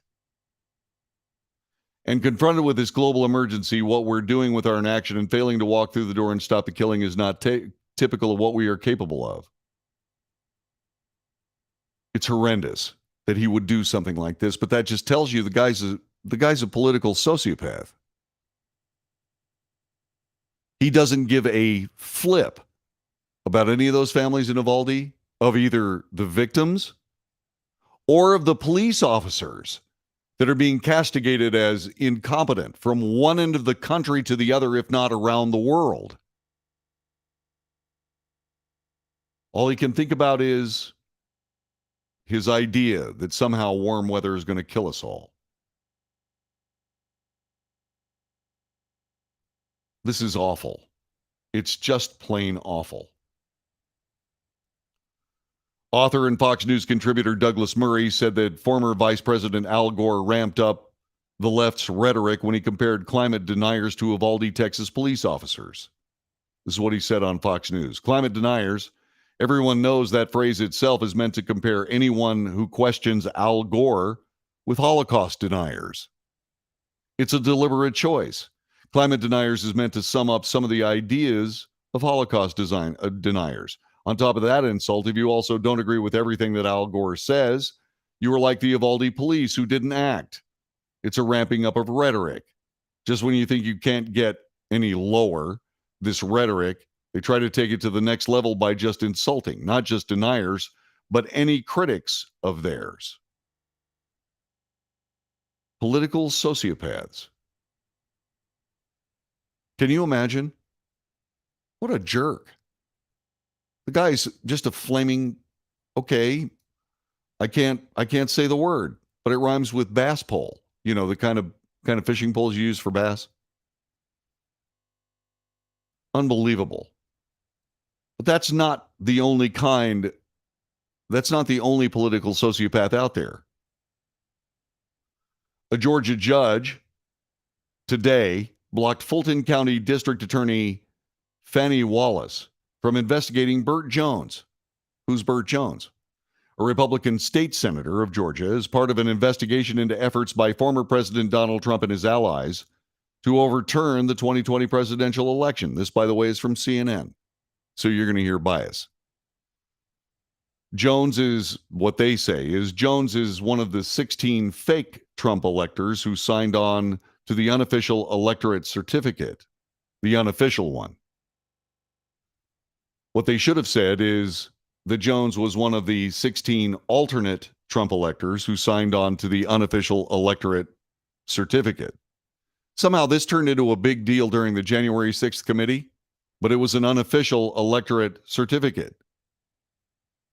You know, I think you can sign anything you want to for any reason you want to in the United States, especially if it's unofficial, which it was. So Jones signed with, was one of these Trump electors. Well, that just simply isn't going to end well, according to this Fulton County prosecutor. Jones is currently running for lieutenant governor in Georgia against Democrat Charlie Bailey. Willis hosted a campaign fundraiser. By the way, in case you're wondering, that's Fani Willis. She is the Fulton County District Attorney. Fani Willis hosted a campaign fundraiser and donated to his primary campaign earlier this year. That's Democrat Charlie Bailey. In his ruling, listen to this. Fulton County Superior Court Judge Robert McBurney said that Willis's office may ask witnesses about the senator's role in various efforts in the state Republican Party and what they undertook to call into question the legitimacy of the results of the election. What her office may not do is make sure any such evidence is used to develop a case against the senator. Prosecuting Attorneys Council of Georgia will seek a replacement district attorney's office that can question Jones, according to Georgia law. Willis's office and Jones' spokesperson did not immediately respond to requests for comment. Jones, in a tweet, called the ruling a huge win for our campaign, but more importantly, for due process and the rule of law in Georgia. His attorneys argued that Willis's political actions should disqualify her and suggested asking Georgia's attorney general to appoint a new district attorney to oversee the case. They've done that. Counsel for Willis said in court filings that her political support for Bailey's campaign provides no basis for disqualification nor amounts to a conflict of interest in overseeing the grand jury. Well, once again, I have to point this out that that last week, let's see, what happened is that the Association of Prosecutors, the Prosecuting Attorneys Council of Georgia, will select a replacement district attorney to question Jones. Counsel for Willis said that in court filings, her political support for Bailey's campaign provided no basis for disqualification. We'll see. McBurney also said last week, he would not quash any subpoenas for 11 of the alternate electors who were in part of the criminal investigation and would let the parties work out a framework with the Fulton County District Attorney's Office regarding their appearance before the grand jury and potentially invoking their Fifth Amendment rights, which is the point of all of this. CNN previously reported documents filed last week revealed that Willis had informed 16 alternate Trump electors they could be indicted in her probe. What's interesting about this is the judge immediately said, "What are you thinking?" McBurney, the judge, criticized Willis during a hearing for the hosting of the fundraiser for the Democrat candidate. "It's a what are you thinking moment. The optics are horrific," said Judge McBurney. It's a mess. It's a political sociopath at work. You try to keep politics out of court. You try not to run your political enemies into some kind of criminal political trouble. And once again, the precedents being set here are ominous for everyone. Everyone.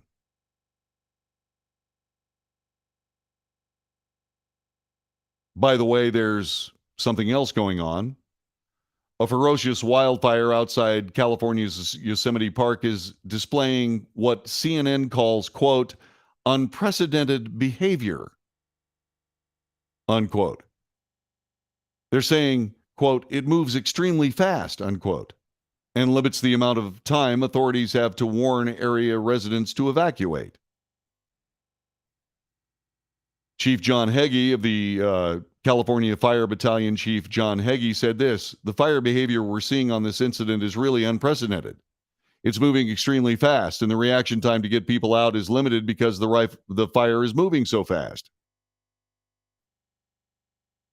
Okay, so this is one of the problems with being somebody around California fires.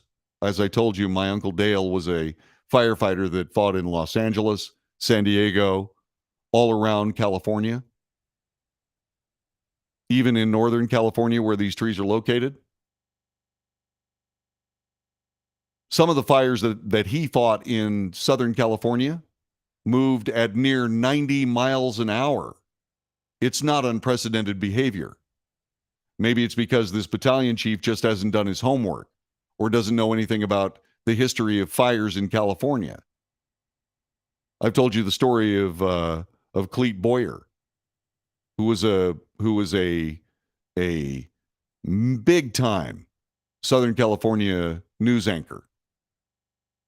He watched an entire house burn down in 30 seconds in one of these fires. The idea, for some reason, that this is unprecedented. The fire is moving so quickly, it's not giving people a lot of time. They're sometimes just going to have to evacuate with the shirts on their back, which is exactly what happened in Southern California during the Bel Air fire. The fire remained active in some areas because of dry, dead, and downed fuel.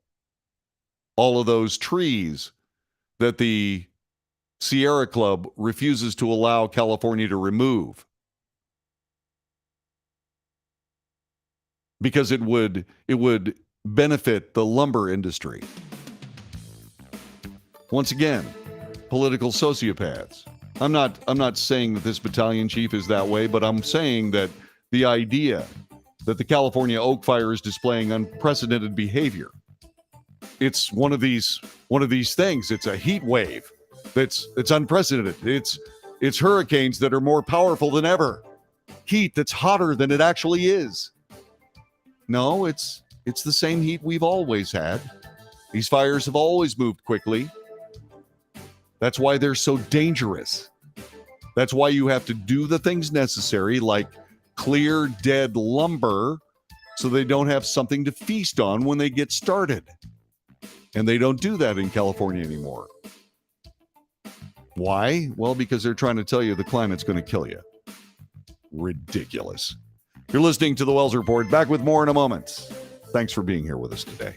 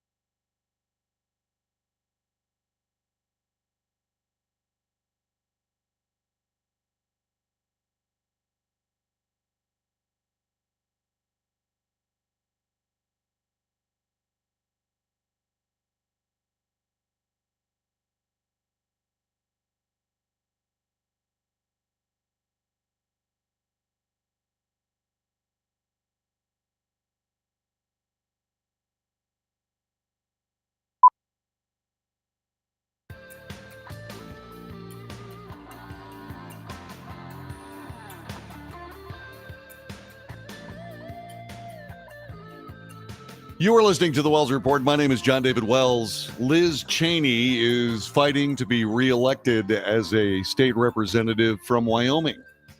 She has an uphill fight. She has an uphill fight because of her criticism and impeachment votes against President Trump. She was censured by the state of Wyoming, the Republican Party there, for those decisions. She has served as the vice president or the vice chair of the January 6th committee. And she's in trouble in Wyoming. This could cost her political career. The question is, should it? Should it cost her political career? She's been thrust into the spotlight due to her prominent position on the January 6th committee. This from USA Today, investigating the Capitol attack Her vocal criticism of former President Donald Trump and the pushback she's received from her fellow Republicans is a product of all that. She may not stay in Congress for long. In her home state, Cheney is fighting to keep her House seat from Republican primary challenger Harriet Hagman, a Trump-backed lawyer. Cheney has broken from the rest of the Republican Party because of her criticism of Trump and his attempt to stay in office. The race is a test of how strong the former president's hold is in one of the most conservative states in the country. 71% of Wyoming residents are registered Republicans. 71%. The Republican primary in Wyoming is August 16th. Because the state is so conservative, the winner of the primary is likely going to be the winner of the general election. Liz Cheney is Wyoming's only representative in the House due to its small population.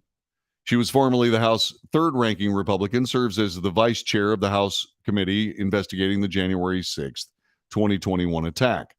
It's interesting. Most other non-biased news outlets call it the House Select Committee, but not here. Just pointing out bias.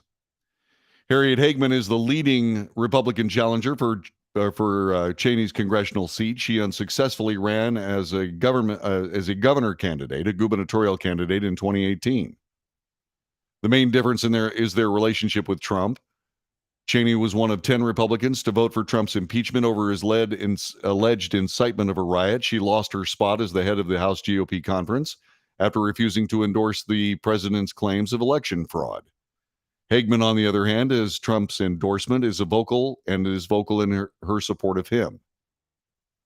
Through June 30th, Cheney raised $11.3 million. Hagman raised $3.7 million.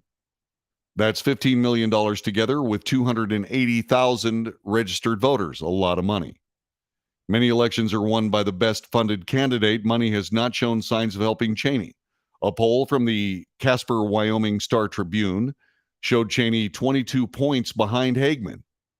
Trump won Wyoming in 2020 with 70% of the vote. He remains very popular there. Who's backing Hagman? The House Freedom Fund, which supports members of the far-right Freedom Caucus. Again, bias, far-right. She also has support from big-name Republicans in Congress like House Minority Leader Kevin McCarthy of California, Representative Elise Stefanik of New York, and Representative Jim Jordan of Ohio. The voters in Wyoming, 71% of registered voters are Republicans, 15% are Democrats, according to numbers from the Wyoming Secretary of State. The rest are independent or registered with a smaller party. Many Wyoming voters are not happy with Cheney's prominent role in rebuffing the former president. In September of 2021, one Wyoming resident described Cheney's impeachment vote as a betrayal. Another said she does not represent the will of her constituents. Another voter called her very effective, despite not liking all of her policy positions. Liz Cheney, the daughter of Dick Cheney, the former Secretary of Defense and Vice President to George W. Bush. And so, will she keep her job? Don't know. It's up to the voters of Wyoming. But what does this mean for the Republican Party at large? It means that they still might not have gotten the message. The election of Donald Trump meant that they were fired. And I think they're just creatively ignoring that fact for the sake of their politics. Let's see who wants me to extend my car's warranty. Let's do that. The Wells Report, hello. Hello, the Wells Report. Yep. Hi, thanks for calling. So anyway, you can always tell that little whoop. That means that somebody's trying to sell you something. Don't let them. So will Liz Cheney end up being the former Republican representative of Wyoming? I don't know. I don't think so. I don't think she's going to be. I think they're going to let her go.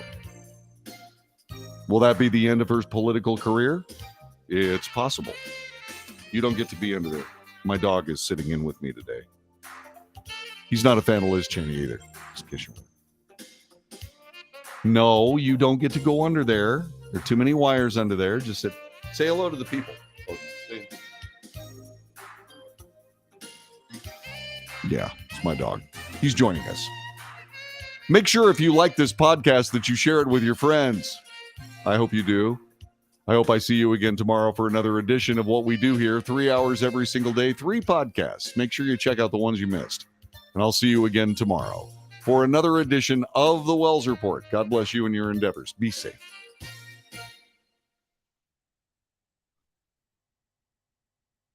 Okay. And you managed to get back under there again, didn't you? You butt. You're such a butt. That's my dog I'm talking to, not you. All right. God bless you and take good care. And I will see you tomorrow. Until then,